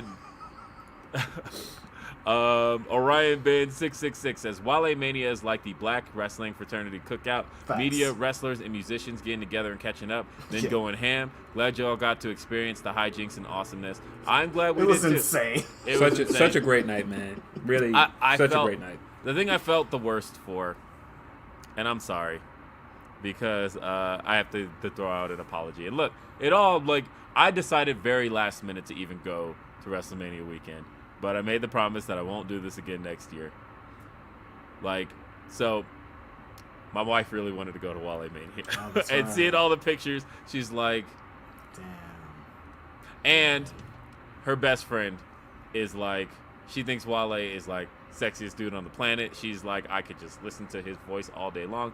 I don't know what she does to his voice, but either way, she is like, she loves her some Wale, and they were both like, hey, we want to come through. And I'm like, well, I don't know. I had a lot of questions. I'm like, I don't know how that's going to work out, what Emilio's got planned as far Yeah, as like we all of us getting were in. in I the didn't know dark any of pretty that. much. So I pretty much had to be like, I don't know. So Mm-hmm. I can't guarantee y'all anything. So, but next year I was like, all right, I'm not like LA. We're all going. Look, the fact is, I'm from LA. My brother's in LA. I can actually probably bring the whole family to LA and then Right. still manage to get away and do Right. like fun event Hey, stuff. man. But Hopefully, Swerve's got some gold around his waist by that time. yeah. D-Lo says FTR versus Briscoes, my overtake Bucks, Omega, and Page Right. versus and UE versus MM as my favorite tag match ever. Good deal. Tyrell says Cody going back to WWE feels like LeBron going back to Cleveland after winning in Miami. Not saying Cody is LeBron level talent, but he is close enough. That's not Yeah, bad. I can agree with that. That's not Yeah. super Because honestly, crazy. that goes back to the whole trading Cody for all them players. Like, that's kind of what the Lakers did. in Right. that they gutted their whole team for LeBron. Yo. But the team kind of looks the way it does now. So I had a lot of enjoyment of Ingram coming back and getting a revenge game this weekend and annihilating the Lakers and walking off court and calling your boy the brick. Loved it. Loved it. Like, you know what? It's actually not that far off to say Cody, to make that comparison for Cody. Right. Tremaine says that tattoo was juicing. It's all love with Cody. He worked for that, or he worked for this. Juicing. That's what we all work for. Making money, making the money holders give you the bag. Facts. Agreed. You want, like, that's the thing now, is that the fact that there are $2 billion companies in the industry that can give you the bag, and like wrestlers can have that kind of leverage. MJF can stand up and go, okay, who's gonna give me the bag? Because I feel for MJF, right? Like Sean talked about this, and I'm glad it's out there now, because this is one of those things where I talked with you guys about this. But MJF's not in the greatest contract position right now, because MJF signed in 2019 for practically nothing. And I say it wasn't nothing at the time. It was one of those like, okay, No shade to MLW, but they call it an MLW deal. Ooh, yeah, he nothing. got out of that MLW Oh, deal, and bad. it was like he signed the kind of money that somebody fresh out of the indies should be making. That was what MJF signed to do, right? And it was like, okay, he'll probably have a slow rise in AEW. No, he had a fast fucking Yeah, rise now. But awesome. now, MJF ain't making as much as a lot of the lower card signees in AEW, because MJF signed when AEW was in their infancy, before they even had a TV deal. And he is now one of their top guys, making less than a lot of like middle guys are making. And so he is in a position where when it comes time to renegotiate that contract, Leverage. he's going to get the bag thrown at him from either company, and regardless of which company does it, it's going to be a massive change from what MJF has going for him right now. So, shout out MJF. Yeah, he said the neck tattoo got moving graphics. The flex. That was in his contract. BL Dog says, I can see the neck tat as the U.S. title already. Yo, oh, no, that's no, nasty. Custom. That's nasty. Don't do it. my Don't do it, God. WWE, please. They're gonna do it. Don't They're gonna do it. stop. Oh, my God, Oh, no. wow. So hopefully they treat him well so Tony can hot shot book Omega Okada 5 for Wednesday night. Yes. That's hilarious. That's hilarious. Dude, the Cody neck tattoo belt. Oh, God. That's nasty. Derek Gord says, people that were talking shit about Cody's entrance in AEW all of a sudden love it now. Keep capping people. I mean, there's only one person I appreciate doing it, and it's Eric Brady, because like he at least is making a joke out of it, and that like for 3 years he's like, who gives a fuck about Cody, and now he's like, no, Cody Rhodes is the greatest wrestler of all time. Mm-hmm. And like, if you know who he is as a person, you recognize that it's a shtick.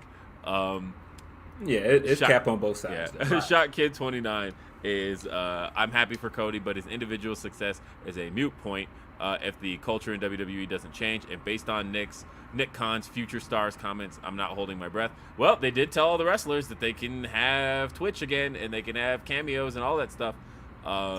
So there's that. Daddy's home. Triple H. Got y'all shit back for y'all. Yes. And that was really, we said it a little bit, but seeing Triple H on TV Yeah. after all this shit, like, it was really cool. Yeah, Really cool. man, I finally got a chance to watch most of that interview, and the stuff he was saying about his health was really terrifying. Right. And so it was really, really good to see him on NXT. yeah. So, I don't know. The what else to talk about? Hold on, I'm trying. I accidentally scrolled out of the super chats. Super chats. Okay, let's not talk about no more Cody questions. Yeah, I'm over. no. Hold on. I mean, I want to make sure Wait. everybody got their stuff in. C. Romero says, "Sup, fellas? What section was y'all in Supercard? I was in 103 trying to see my dudes. Will's reactions during Swerve's match, FTR versus Briscoes, was fire. We were in 112. I think we were on 111. We were or in 112. 111. Yeah, we were originally, our tickets were 112 where the players dwell, and then then we moved over to 111 for better view, and then shout out Keeks. She pointed out 3 seats in front of her in 110 that were like way better, so we moved to her seats. And I got to hear someone say, "Does Suzuki have finger waves?" And That was hilarious. Oh Hella my funny. God, I cried. Yeah, shout out Keeks though for pointing those out for us. So Yo, we actually got big ourselves shout out better to seats. Keeks. Yes. And Monique says, I 100% agree with Reg. I was behind Cody until he started capping. Now I don't trust anything Cody Can't says. trust him, Monique. Still interested to see how it will play out. That's also a thing. I feel like everything he said in AEW was all lies. So Well, look, I will say this. I do think he's doing a lot of spinning right now, but I do think there's something to him saying he feels like there's unfinished business. And I do think there's a lot of things he's coming into that make him relatable. I've always thought the whole motto of, undesirable to undeniable is a great, it's a great pitch. It's a great. And that's what he was. Like, literally, and it he's worked. got that now. He does. And so, it's hard to not be happy for him on those levels because, as of right now, he won. And, it depends on how this is going to play out for the next, year or so. But as of right now, he had a good return. Anwar sent a Humper Chat, says, I'm glad y'all had fun together. What were your favorite matches of WrestleMania weekend? We're about to talk about that. That's literally the next thing. I will get to that in a second. Wait, from WrestleMania or just WrestleMania the entire weekend? The entire weekend. One Sweet Chris says, late to the stream, but happy to hear another episode from my favorite podcast. And DB Scum says, happy y'all are safe and having fun. Showing appreciation to AR Fox. He excels at the player coach role. Austin Theory was in a featured WrestleMania match. Fox also trained Alex Kane and Alan Angels. Fox won't be match of the year, but you'll always walk away amazed. the man. Yeah. man. I have to mention Cold Roderick against Speedball Mike Bailey from last night. Incredible stuff. Unsanctioned Pro. That was one of my favorite matches of the weekend. One of them. We're going to talk about my number one match of the weekend very soon. Brent Lockman says, I've seen the word traitor thrown around way too much in the past 12 hours. Why do people got to be so weird? I agree. You don't know these people personally. No. Cut it out. He's trying to get a bag, and I'm never mad at anybody trying to get a bag. No. Whatever. He don't owe us nothing, man. Cornman316 says he might be the best sports entertainer. I agree. He's up there. No, Cody's the man in some ways. He's definitely not the best wrestler in the world. 3-hour show says, is Will just discovering the word cap? No, it's just once it was said once on the show, I think it just kept rolling. Yeah. But thank you, unload Rob. the clip a little bit. I let it go. Let it go. You're right. He let it ring off a little bit. Mm-hmm. Yeah. And let's see. I'm going to butcher this name, but Suprit? Mm-hmm. I'm going to butcher the last name. I'm sorry. I don't even Sorry, buddy. Thank you. We appreciate you, but sorry, yes, buddy. but I appreciate it. He says, Cody Rhodes, Brock Lesnar, Roman Reigns, and Edge are the most genuine characters on WWE TV. Fully disagree. All guys, they let them be themselves. Fully disagree on Edge. I think. Edge. You left out Bianca. Bianca's insanely genuine. I think she's one of the best baby faces. I think Bianca feels genuine. Fully disagree on Edge. I think Edge has the most cringeworthy promos to me right now. Yeah. And I think that if anything, somehow, some he's way, trying to do more character work. Yeah. And I don't know if this character. I'm like, a year ago when he first, or it's been 2 years. 2 years ago when he first came back, I felt like emotionally connected to him. Mm-hmm. But I feel like they've really become attached to those like sitting in the ring, staring at the camera, having those monologue promos. Those are not for me. I actually think that those are like borderline trash to me. I didn't really like the ones with Randy Orton either. I was like, honestly, I feel like as far as popular legendary wrestlers that I have zero emotional attachment to right now and feel like they come off extremely phony, Edge and Seth Rollins to me are the least compelling characters to me on television right now. Eesh. I think my Cody's takes were crazy. Look, no, here's the thing.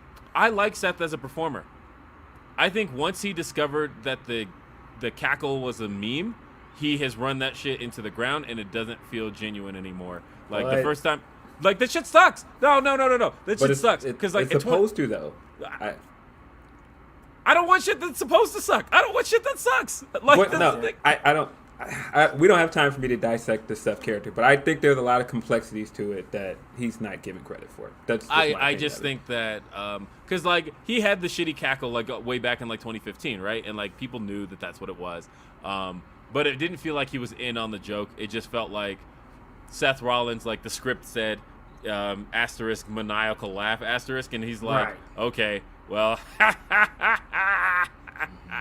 And then it was like, hey, that's really funny. You should keep doing it that way. And now it's trash. I fucking hate it. And so, I said I wasn't going to go into it. But his character is essentially a guy in a midlife crisis. And his whole thing is he wants to do everything to get people to like him again.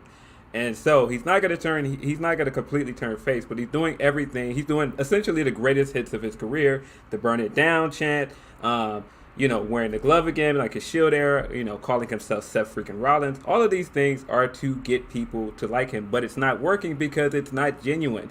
And so that's why I said it's supposed to be cheesy and it's supposed to be bad because he's not reading the room. That's the whole point. I don't know. I can't stand this character. It's a good thing he performs in the ring because, like, the character to me is just legit. Every time you watch Seth Rollins, you go right to the group chat and be like, Seth Rollins is not for me. Every time. This is not for me. This is our divide because I enjoy what he's doing. Yeah, I know. Phil, he's one of your top guys. Mm-hmm. Like, Edge and Seth Rollins are the two that I'm like, you know what? I don't care for anything these two are doing character-wise. It's not for me. Mm-hmm. I do think they messed up because I think that Seth was on a trajectory to turn face and they screwed it up. Oh yeah, they bombed that, yeah. Especially because I was like, I could get with what he was doing going into the Roman stuff, and then they just abandoned all of it. Yeah, that sucked. let's see. Brent says, so much potential to be a new golden age of ROH. Incredible show. Still processing how good FTR versus Briscoes was. MJ Johnson says, Graves saying, what the hell is this during Bianca's entrance? Let's right with talk me. about it. That's was actually the weird. topic after next. But That was a Grapsody horrible call, bro. That was a What horrible was call on commentary. that? I hated it. Hashtag Grapsody for life. And Phil, when he first heard, he was like, "What?" Yeah, it was a horrible call. I hated it, bro. Steve says Supercard of Honor was hashtag my WrestleMania. And all right, Same. caught up. Here's the thing. Now we got to talk about the next thing, which is Briscoes versus FTR. Oh my God! Can I tell What you an how much I love emotional this match in rollercoaster. person? So, I had fun at Supercard of Honor, Curtis Colwell Center in Garland, Texas. Don't y'all ever call that shit Dallas, because we drove 40 No. goddamn minutes We to get left there. Dallas. We left Dallas. We were not in Dallas. Don't y'all get on the mic. FTR getting on the microphone talking about Dallas, Texas. Nope, that ain't Dallas, Texas. It's Garland. Although, shout out to people who worked both Supercard of Honor and the Collective, who had to Oh my God. work that, hop in their car, head right straight back. It's a And journey too. I literally watched referee Stephon Smith. That man. Shout out to him. Yeah, Yeah. he worked for the culture. Then, as soon as he was done it for the culture, worked Ring of Honor, Supercard of Honor, and then we saw him back at He Joey went back. Janela's Spring Break. So that man was back and forth between those shows. They weren't nowhere near each other, and I know that because we left for the culture to head straight. Because we were to, all three too. yeah, because we were back and forth between them. Not fun. Those. Don't you dare call Garland. See, I had seen, because the AEW did a couple of shows in Garland. They did the December Dynamite in Garland. They also did the Winter's Coming was in Garland. And so, like, I was always willing to call that Dallas because I've never had to make that trek. Yeah. Don't y'all call that Dallas. It's the equivalent to Hoffman Estates not being Chicago. Yeah. No. It's not. It is not, especially when you're holding a show in the evening where there's rush hour traffic and you're moving bumper to bumper. It's gonna be like in LA, like the stadium's in Inglewood, but they're gonna say we're in LA, but like not really. What you're trying to say, you know, like it's not Yeah. Hollywood. Right. So anyway, Ring of Honor, Supercard of Honor. Whew. I know I recognize I do this when I've gone to a show I loved, but when I get home and I'm like, fuck it, I'm gonna buy the pay-per-view, and I did it again, and I bought Supercard of Honor to watch it again, and I did watch it yesterday afternoon, just to watch How it was again. it on tape? Just as good. That crowd. The only thing you can't really make out as well is the chants, because the crowd was so electric. Let me tell you, like, okay, so we had, of course, the opening match, Swerve. Yeah, we got to see Swerve Smoked get that victory. Yeah, he did. It was real good. And yeah, man, shout out to Zane. He killed Yeah, that shout shit. out He to was Zane. great. We had a moment during Swerve's entrance for sure. Yes. And you know, people loved it, and we Brian Cage's debut actually was surprisingly over in the building. I think. Perfect guy, Ninja Mac, to be with Brian Cage. Perfect. I'm just gonna say, Will, we had a conversation on the car right there. You were Who right. called that? Your You guy. did. No, you Phil called it. did. Yes, Yeah. Phil was absolutely right. And I said Cesaro. I convinced myself it was Cesaro for a day. And it wasn't. And I thought Jay Lethal versus Lee Moriarty. I thought they killed it. I thought, Love the finish of that. yeah, Jay Lethal's heel Oh, turn. that low blow got the crowd. Oh my So God. mad. Masterful. Because we were split. Let's go Lethal. Let's go Lee. And then when that low blow happened, that crowd was completely like, fuck Jay Lethal, fuck everything about him. And then of course Sanjay Dutt runs in, because we know Sanjay Dutt's an agent, and it was like, but these two have history, a lot of history, and so that was cool. But then that came into play later in the show. Yeah, man. And I feel like we've said this, collectively, either in our group chat or together, that, man,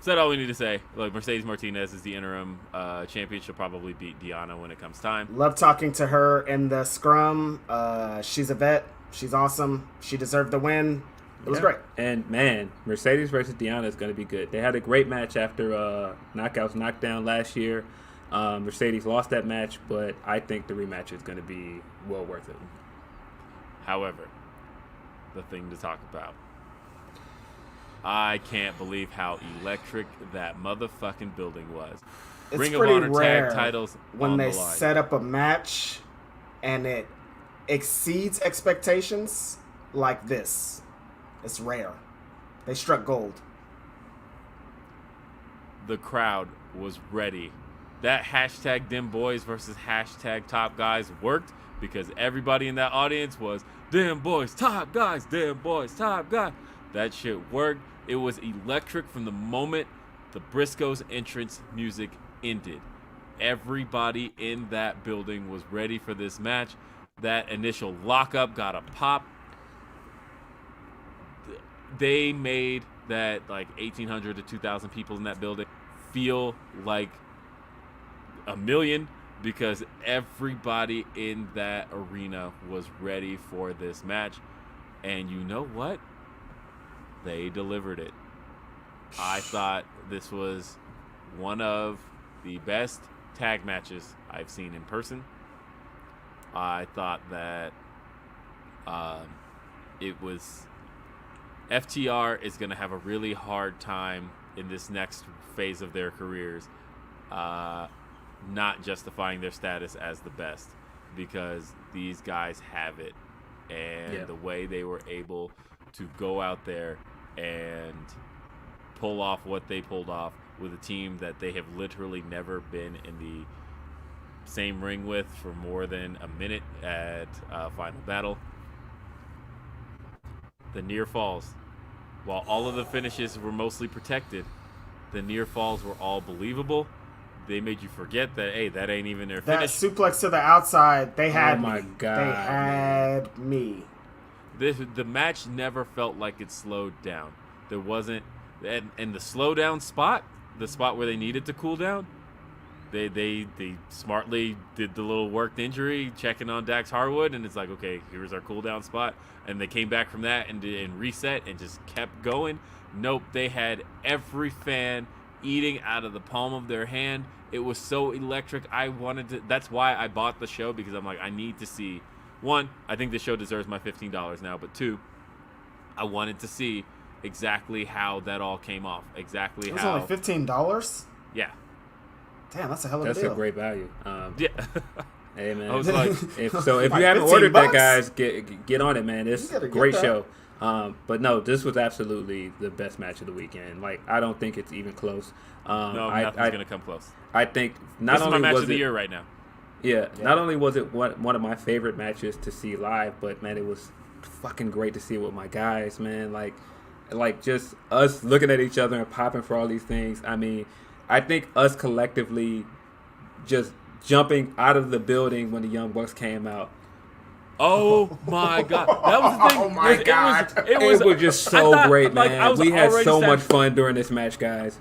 I was already satisfied. Like, Wow. no, when they hit the final, because like the thing is when the Briscoes hit the big rig on FTR, like it was already kind of, like they had a really smart setup for that. But that final big rig that Dax and Cash hit, and one, I've become in the last 2 years a really big Dax Harwood fan. Yes. Me too. And part of it, like, it's at the point of where I know I was just about to slip, but it's because I wanted to make a point. Because I've been noticing some people online still calling him Scott Dawson. Until I saw that, I actually forgot what his name was. Because he never had an individual presence to me. You know, people used to joke calling him, they're Revival Bald and Revival Hair. Like, that was the gag people used to make on him. Revival bald and revival hair. But, like, honestly, I feel like they, especially Dax, have developed such individual personalities Yes. and individual presences lately that, like, that man is Dax Harwood. He is Yes. Dax. Man, That is And listen, we just gave Cody credit for the rollout. I think that the FTR has had a fantastic month. I think from them doing the separate interviews with Renee, which were both great if you guys haven't seen them, to them having, basically pushing for the Bucks match in the scramble match for the number one contendership and getting that reaction, and now they're getting the match and then having this amazing match during WrestleMania weekend, killing it during the scrum. Like, I feel like if anybody, doubted who FTR was, like, they're one of the best tag teams in the world right now. And the energy right now feels very close to when Revival was having those great matches with DIY. It's very close to that. They are on a run of their careers right now, and they're getting to do it as they're starting to turn babyface. Yes. Yeah, so, like, a little bit on the Dax thing, too. When the big homie signed with AEW, the first person he said that helped him was Dax. And he said that Dax has been A1 since day one, one of the best guys back there for anything. So, shout out to him, man. By the way, he loves pro wrestling, like me. Yesterday, I said, speaking of the big homie, really quick side note, I started kind of like mentally fantasy booking, like what I would do with him next. And I thought, you know what? Kind of want him to beat Gresham. And, just go take the fucking title. This guy's talking crazy on here. Do it. I want to see it. Yeah. I was like, you know what? What if that's like the challenge that Gresham steps up to, but ultimately we see Powerhouse kind of show him what's what. And it's like, nobody want to see me crying. I was like, that would be a great way to establish him, a great way to, I don't know. That's what I would do. But Jonathan Gresham set up the match we want to see in the scrum. So yes, he did. Let's go, baby. We're doing it. So, that was my favorite part too when I said, "Tony, book that match." Yeah. Yes. Hey, no. When I was like, and he looked at me like, yo, he did get his facial expression in that moment was classic. Classic. First of all, I think it's just great that Tony knows Reg when he sees him now. Again, this is my guy, bro. I'm just happy for everything that my man has got over the last year, man, and just seeing him get the the nod of approval from our peers and TK this weekend was really dope. Yeah. Yeah. This the support this weekend was I can't put into words when people are like, "Are you Righteous Reg?" and they're like, "Your list did this for me. I discovered all these wrestlers. I did this." Or wrestlers being like, "Thank you for making this list. You did this. Thanks for what you do." It's like, I can't. Tony Khan being like, "Oh, yeah, hey, Reg, blah, blah, blah." Man. Bro, I love this shit. No shout out, though, to anybody who mixes up Phil and Reg. Oh! I saw it with my own eyes. Phil is directly next to me. Phil talked to a dude, and the dude said, "Thanks, Reg," to Phil. And I was sitting directly next to Phil. Now, before Amazing. Reg showed up, somebody very noteworthy was like, "Hey, aren't you Righteous Reg?" And I was like, Nah, Phil from the Shy. From the Shy! From the Go. Very noteworthy. I'm not gonna bust him out like that, but it was. No, man. Hey, I will say this. There were people that made the mistake and they apologized. Homie Nick Hausman from Wrestling Inc. made the mistake and he, apologized. I talked to him later. And he was really cool about it. We're of course joking. That's not the one I'm talking about. Yeah, it's all jokes. That's not the one I'm talking about. But no, we're talking about. They're talking about something else. The one I said. Nah, we're not gonna drag that person. But it was and even them, they just made it was just a mistake. Now, of course, it's hilarious, but it was a mistake. Yeah, I don't think it's any shade when anybody does it. They're genuinely trying to give it up to us. But again, this is my guy. So it was just so many times this weekend where either me or Will would be somewhere, I would be somewhere by myself, and they'd be like, "Yo, where's Reg?" And I'm like, "My guy, man, we're outside, man." Yeah, it was everywhere. That's where I was. And so continuing on. And so elsewhere on the card. On the Supercard of Honor, because again, FTR versus Briscoes. I can't describe that experience, but yeah, when the Bucks showed up, the explosion was. I flipped. You could feel it. You could absolutely feel that reaction. And I was going nuts. I'm like, oh my god, it's the Young Bucks. Right. The Young Bucks are here. And but then watching it on commentary, and like shout out to Ian and Caprice, because I thought that them referencing the history of the Bucks and the Briscoes was very important for that moment. I felt like just them really quickly just going, oh, the Briscoes have been beating up on the Bucks for the last 10 years. One of my favorite PWG matches is the Bucks and the Briscoes. Crazy. I love it. Yeah, and they hit the BTE trigger on is that Mark that they hit it on? Either way. It's happening again. Yeah. It's happening again. Oh no. I will say just the picture quality is bad, but I can still see you guys. So it's still here.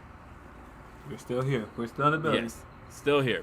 All right. So then we had Suzuki, of course. He won the TV title. We gotta wrap, crazy. you guys. Gosh dang it. All right. But no, Suzuki winning was one of the biggest surprises of the night. I thought that was great. Yuta's win was great, and credit where it's due. I thought a lot of pressure was on Bandito and Gresham, because I think a lot of people wanted the tag match to be the main event because of all the buzz, but I felt like they put on an incredible match. Man, that stalling suplex that that Bandito pulled off was amazing. That was one of the best spots of the night. Hey, so this is what I'm gonna do. All right, because Samoa Joe had a moment. It was great. This is cool, but Shitty ass hotel Wi-Fi. Yeah, we're gonna part 2 this at some point, real soon. How soon? We'll talk about it after the show. How soon? But how soon? I mean, but then again, Phil's quality just fixed. So what the hell? Like, Phil looks fine now. I think it's just because it's the two of us trying to stream it. It's not like two. It's not like one. All right, fine. Yeah, it's not Reg, two of us trying to stream from the same. Reg, you come over here. All right, here we go. Over here. Yeah, we're gonna finish this conversation. We are gonna finish this conversation because I still want to talk about this. Look, all right, Samoa Joe, massive moment, and I was trying to hold on to that one. I eyeball emoji'd it. Sean eyeball emoji'd it 1,000 times. Once he showed up, though, Joe in the building. It was great. I can't hear anything. Oh, I can unplug my headset and then. Yeah, unplug and then you got to turn off the or turn on the noise canceling, or I'll echo. This is crazy. All right, there we go. Okay, we got it. You can hear me, Reg? Yes. Yes. Good. All right. Anyway, Joe in the building. It was cool. It was great. It was amazing. It was a great way to end it. And that was a moment. Honestly, I thought that I don't know what. That's the perfect way to end a Ring of Honor relaunch type of deal, is having one of the greatest Ring of Honor champions of all time show up and have that moment, choke someone out, be Joe, and just look dominant, man. That's what people want. Yep. Yeah. And I love what he said after the show. I compared what he said in the scrum to what Cody was talking about, where, you know, Cody's kind of saying the same thing. Cody was like, look, I helped set the stage. I helped set the table for AEW for guys like Bryan and Punk to come in, and they did it, and we're good. But now it's about me. I want the title. Yeah, no, they were actually kind of exactly on the same lines, because he said, someone asked Joe, how did he feel like being a coach, doing all these commentating things? And he was like, I'm not doing any of that anymore. I'm here to beat people up and win the world championship. That's Joe, what I thought. Joe started getting his shit off. In that. He was getting in promo mode at the end. Like, if you haven't seen the media scrum, you get a kind of a Samoa Joe promo in like old school Samoa Joe fashion, talking all the Samoa Joe shit you like to hear. He did though. Him and Cody are along those same lines, where I know people are like, what are they going to bring to the table behind the scenes? Cody's like, I ain't behind the scenes. I'm a pro wrestler, and I'm here to win titles. Samoa Joe, he was asked, how are you going to be? Are you going to be a coach? Are you going to be producing, doing commentary? He said, nah, I did all of that. I'm here to choke people out and win titles. That's what I'm here for. That's it. And like, love to hear it, bro. Yes, perfect response. That's exactly what I wanted to hear at that moment. Both these guys kind of did the same thing. It was like, look, we set the table for a generation. There's going to be a lot of guys who are benefiting now from what we did for them. But now that that's done, Daddy eats first.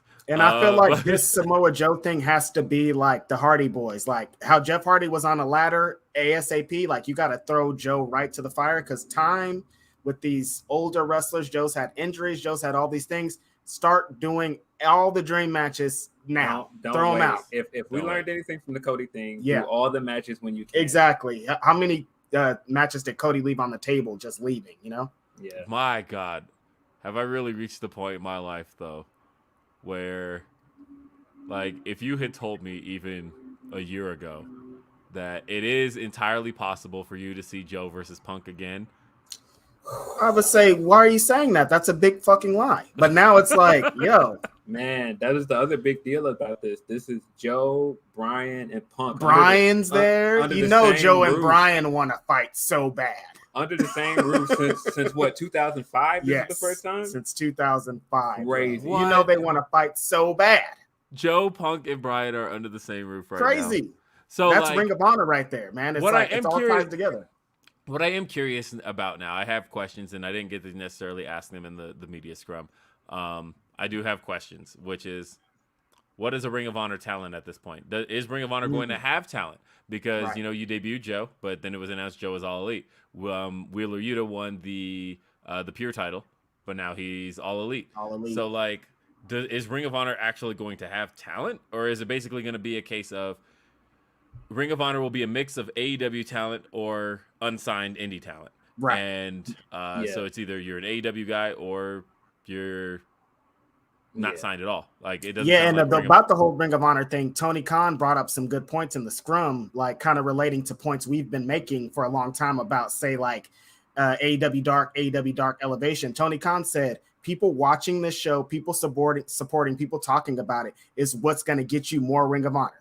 If you support, you come out, you let them know what wrestlers you want to see, you're going to see them more. And that's exactly what's going to happen with Ring of Honor. I just want to hold you right there. Before we ever did a podcast together, the three of us, I recorded a podcast with my guy, Blue Magic Grinds from Mixed Tag Show. And I said this on that podcast. And there were a lot of people that took that clip and called me a liar. They called me all these other things. This is where, if you follow me, I would be posting all of the chest pawns, because acknowledge your boy and say I was right. Let's go, baby. If you want Twitter quote tweeting me and talking crazy, I want to hear you be just as loud and say that I was right. What's up, nigga? Be as loud with the motherfucking shit, all right? Okay? Run me my apologies. That's what I'm waiting for. Run them. We waiting for them. I'm so sorry. Us and Cody are waiting for them apologies, y'all. I'm so sorry I didn't get to do a show in person with you guys. Sorry. I just had to get that off because people was talking crazy about your boy. What's up? Yes. And now look at us. We in the game. Tony Khan's like, hey, what's up, y'all? Yo, did we get a thanks Phil and a thanks Will and a thanks Rich? I think we got to thanks all three of the Grapsody boys. I just wanted to take the second to get that off because people was talking crazy. And you know who you are. Yeah, you do. All right. So, two more things to talk about. Yes, but we have been humbled this weekend to wrap, be crazy. We have been very humbled by everyone in the support, and we love you. We have to let them know. No, but seriously, we appreciate the love. Yeah, so much. Listen, man, we just had to get that off. You know, it's cool to be humble sometimes, but when people want to play with your name, you gotta let them know. Don't play with our name. So, a couple more super chats we got. Reggie Simmons says, watch tele wrestling this weekend, and I swear I saw Speedball Mike have nothing but fire matches. Shout out to GCW, the collective, for showcasing diversity. Shout out to that. There was a lot of my homies out there representing. Yes. Brent says, lethal turning felt like the birth of a supervillain. Cannot wait to see where this goes. It was so perfect. That low blow was like, that moment was one of the best moments of the whole weekend. That was like so perfect. I just can't believe it. Like the crowd was like, oh my God, no, I can't believe he did this. It was just like a great pro wrestling moment. Aaron says, love what you guys do. Always look forward to this podcast. Do you have any concern with all the AEW guys winning or getting the moment on Supercard of Honor over? Yeah, see, I think guys? that's the whole thing we're kind of talking about. We don't really know what is Ring of Honor is going to be. We don't know what's moving forward. So is it AEW guys going? Is it that? No one even knows what it is, you know? I think it was a case of just guaranteeing some certainty right now. I Right. think it is, like I said, there's nobody signed to a Ring of Honor brand right now. Exactly. And so I think it was like, okay, I at least need these titles where I can guarantee them right now. And like I can guarantee them on Gresham. I can guarantee it on Mercedes. Wheeler. Yeah, like you can guarantee it on these people. Like right now, you can't guarantee Deanna. Like because Deanna is signed to Impact. So like she couldn't show up because she had a deal, you know? I get the mindset of, for right now, as far as the belts are concerned, I need these belts where I can guarantee them. Because the last thing I need is somebody putting the belt on somebody and they sign with WWE. Like, can't have that happening right now. No way. So, this felt like, bringing in your own regime. That's what this felt like. Now, if we're still doing this a year from now and you're just putting over your guys, then it's a problem. But for their first show, I got it. Like we noticed that like all the production, like the cameramen, like all those people were AEW people at the show. So it's like, you know what I mean? All people who recognize the referees, everything. So the chat was asking where was it $15 because it's 30 through fight. No, the replay is 15. The replay was 15. Yeah, 15. Like if you just want to watch it right now, if you didn't order it, but you do want to watch it, it's 15 right now. $15. That's a great deal for an amazing show. Just for that $15 for that tag match. Honestly, it's worth it. Shot Kid 29 said, shouts to Biff Busick, unsung star. Back on the scene. My guys, Biff Busick and Tim Thatcher, back in the game. Boy, they tore it up. Oh, we didn't talk about this from the main event. That suplex. That suplex. Phil did bring it up for them. Yeah. Bandito is a freak of fucking nature, dude. I can't believe anytime he does something, I'm like, how do you do that? You're small. But he's not small. He's big. He's a big guy. Yeah, one of the best spots of the night for sure. And I do think a lot of pressure was on those guys to deliver in that event, and they did deliver. After that tag match, I'd be like, yo, why? What? I can't. We were saying like they should have maybe put that tag match last, but like the payoff to the main event worked out. So yeah, you wouldn't have been able to have the Joe moment. Brent says, "Oh God, is Joe gonna kill Fuego?" If I was Fuego, I'd be very afraid. Definitely. He's definitely gonna get put in the ring. He's been getting put in the blender by House back at I'm saying, Samoa Joe is definitely going to murder Fuego. Yeah. They're saying in the chat you guys have gone row body. You have. But I think it'll clear up in a sec. We've seen this. Yeah, no, definitely. We're screwed. Our connection sucks. Either boys over here. Yeah. Big Ryan Brown energy. All right. 2 hours in. We gave it to y'all still. Yeah, 2 more things to talk about real quick. 1, Bianca is champ. I thought Bianca and Becky Lynch had their best match together. I thought that was quite possibly Bianca's best match on the main roster. And on top of that, I thought it felt like a special moment.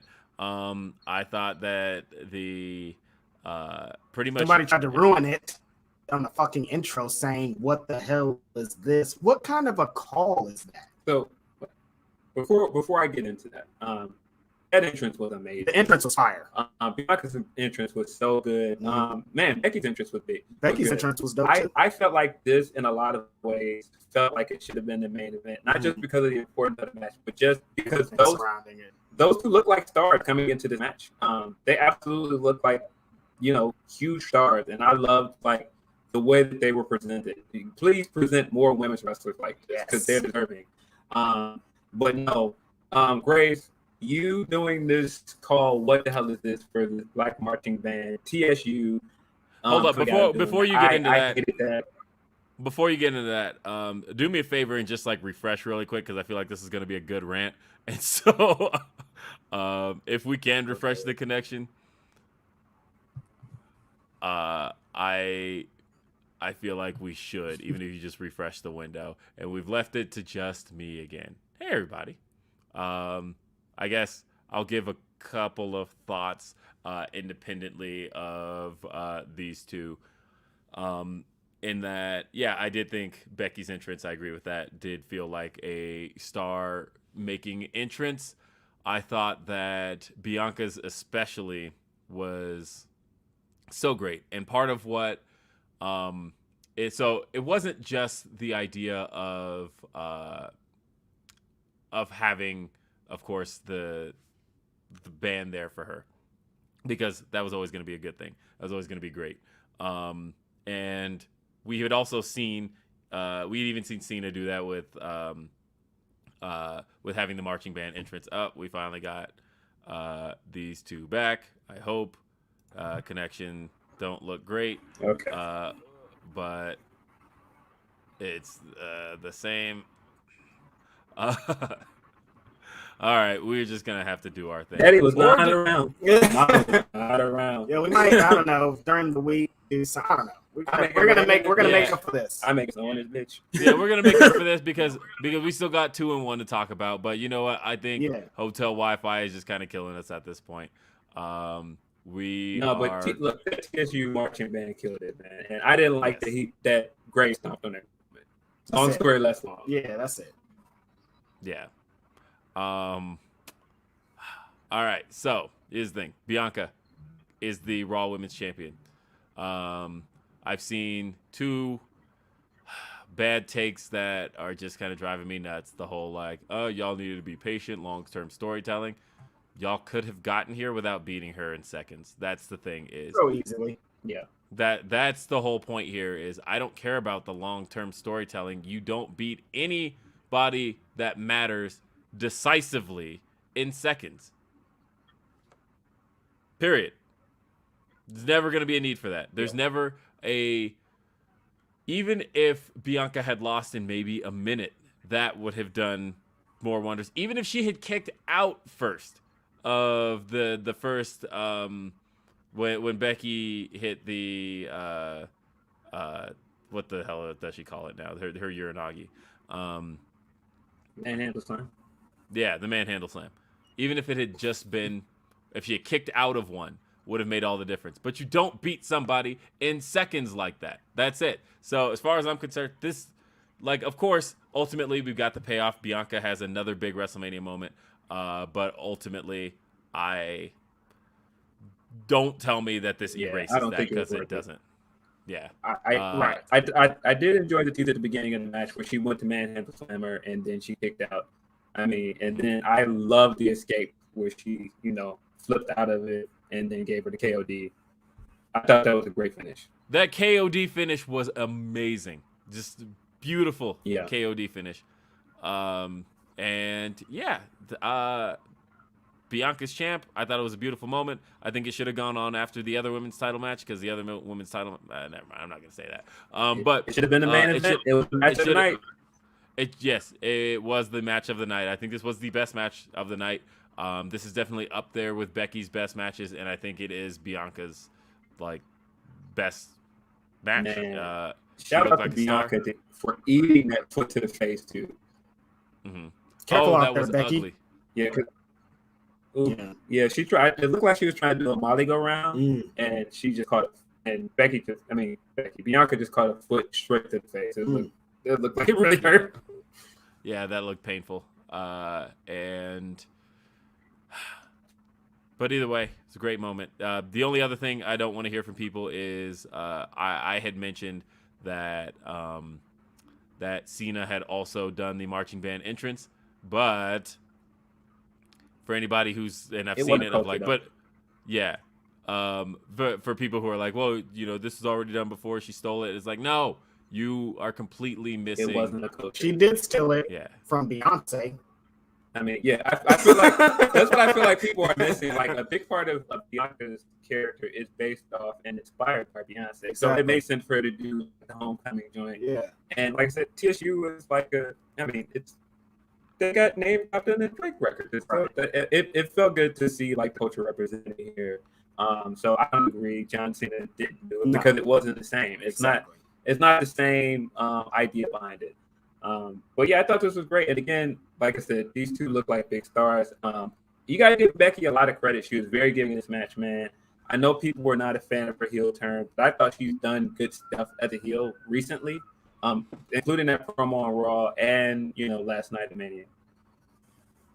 And I guess the only other thing to talk about out of this number 2 point is, and I know it would be number 1 any other year, but so much else has gone down.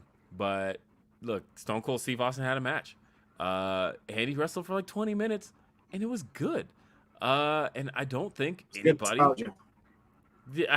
saw that coming. Like, he got to have one final match with Kevin Owens. Like, I think back in December, people were wondering, why would Kevin Owens resign like this? Oh, it had to be the money. But honestly, if this was even remotely broached as a topic, how do you say no to that? Yo, slide me the contract. No Stone Cold? Yes, I'm going to sign it. I'm going to, you want Stone Cold in the main event of WrestleMania? Say no more. That's it. So yeah, I'm there. So yeah, shout out to Stone Cold. He had a match. He got to hit Austin with a stunner in Texas. That's big. That's huge. And the New Day match got cut, got moved to tonight. Hopefully they get time then, if that's going to be the case. Come on, man. Treat my guy better. I don't like it. Yeah. And finally, last thing to talk about here was the Collective. Because they ran easily their biggest collective weekend ever. And Reg, you went to as much of it as humanly possible. I was living there. I moved in. I saw, like I said, 3 shows a day. Well, 2 of them were, Ring of Honor wasn't part of the collective. So, I went as I always do the last couple of years for the culture, covering it for PWI. It's like no surprise. Covering a lot of what I saw this weekend for the magazine because these people deserve this shine. I saw a lot of people have one match, one opportunity. They made the most of it. So many promotions, wrestlers, Glory Pro was out there, Unsanctioned Pro, Black Label Pro, GCW, For the Culture Show, Mission Pro, like everyone brought it and they had great matches, great angles. Everybody got some shine. Fans loved it. The spring break shows were packed to the max. Like we're standing like 5, 6, 7 rows back of just hordes of fans. It was a big moment for a lot of people. The moment that I went for didn't happen. AJ Gray lost. I don't know why they still have this vote on Moxley when he is in AEW. Like, I don't get it, but I also do get it because it's Moxley. But like, give AJ this moment, man. We waited 3 years for this shit. Just a great weekend. I love wrestling, like I said. So seeing 100 matches. I don't know how many matches there were. There's a lot of fucking matches. I watched a lot of wrestling this weekend, man. And I saw a lot of good people, had great times. It was phenomenal. Shout out to Tracy. That's her name. That's her government name. We spent some time hanging out, watching wrestling. The Grapsody boys were out here like a son of a bitch. And it was a great weekend, man. I can't say anything more about this. I'm just so happy that we all got to experience this together, man. It was awesome. Man, I will say, before I get into the highlights for Collective, just seeing people from different walks of wrestling know who we are, like from guys like Carmelo Hayes know who we are, and then you get indie guys know who we are. Carmelo Hayes being like, "Oh, hey, Reg, what's going on?" I'm like, "Yo, you're not supposed to remember me anymore." Man, but he does. AEW guys know. It wasn't like just like a certain crowd. It was like just knowing our reach is out there is kind of wild for us, man. It's insane. But no, just man, so many highlights from this weekend for the collective. I thought Hitmakers versus STP was incredible. That was one of the best matches. AJ Francis like really opened some eyes, man. Shout out AJ Frank, because like honestly, I had said when Hit Row first got released, I said that look, Swerve's gonna be fine because Swerve has built a reputation among non-WWE fans to where people know who he is, and he is gonna get booked everywhere. And I said that the rest of Hit Row doesn't really have that reputation. But I will say this: if AJ Frank, former Top Dollar, continues doing what he did at For the Culture, he'll build that reputation in no time. Agreed. Yeah, I agree. Have to give another shout out highlight to my man Leroy and the clusterfuck is spring break. Get pyro. Leroy's always funny. That was amazing. I loved it. I loved it. Oh man. Oh, another funny thing I didn't mention, I haven't said anything online. I went to go catch up with a couple of the MLW homies. Shout out to Ken Broadway, shout out to Myron Reed. But the MLW show and unfortunately Control Your Narrative were legit next door to each other. These shows were happening at the exact same time. And there were so many weird things connected to that Control Your Narrative show. Like, first of all, why are people going to the show? Second of all, why are there black people going to the show? Third of all, what is the show? Why are y'all doing this? No, it was awkward. Yeah, man. No, so many good moments, man. So many good moments there for the culture. Yeah. So many good moments at Bangers Only. Just so many good shows to go to and be there live for, man. Man, I mean, we already put over how much, we love La Rosa versus Jody. That was a great match. Now, Holy Dead versus Lufisto was really good. And I'm mad I wasn't in the front, but for that La Rosa entrance, that was phenomenal. So, yeah. That was a moment. But yeah, this is a great weekend all around, hanging out with my guys. Like, man, hopefully we get more moments like this with the three of us. Shout out to Andrew Thompson, the unofficial fourth member of Grapsody. Yeah. We spent a lot of time with him yesterday and the day before. It's phenomenal to catch up with him too. Seeing him at For the Culture was great, man. Andrew's the guy, man. I feel like he's one of the best interviewers out there, man. Yeah. And it was just really cool to see him and, see him in person because I've known him for a minute, but man, really cool. A lot of guys we've known for a minute and to get to see in person. So, shout out everybody. And I know this show's gotten really robotic. So thanks for putting up with the last of this rather than, so that way we can get back to a normal show. And we can do that coming up here this Saturday. Hey, less than a week between Grapsodies. Love that. Ryan, I always rep y'all. I just wanted to give y'all more money. Thanks, Will. Hashtag thanks, Reg. Send more money so we can get better Wi-Fi out here. Yes. And Brent. Thanks, Brent. Man. No, I appreciate it, Ryan.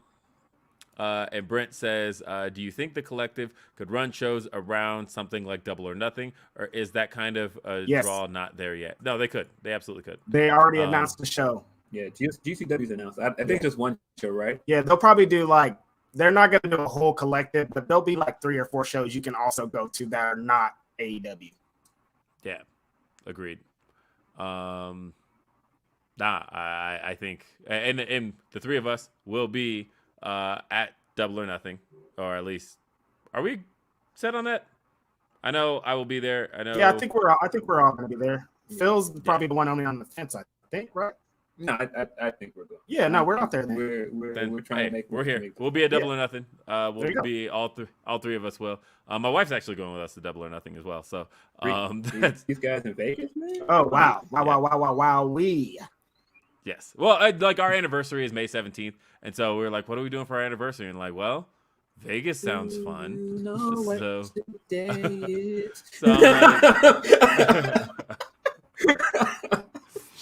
So it was basically let's just go.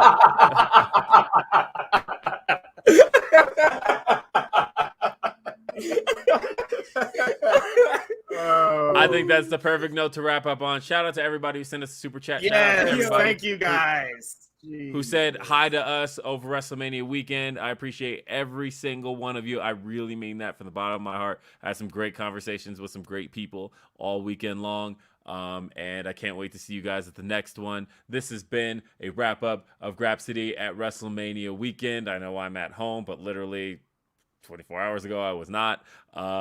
So I will see each and every one of you. We were together.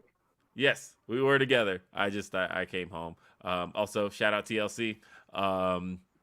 And other than that, folks, it's now time for me to say that is it for this edition of Grapsody. For Righteous Reg, for Philip Lindsey, I'm Will Washington. We'll see you next time. Have a great day.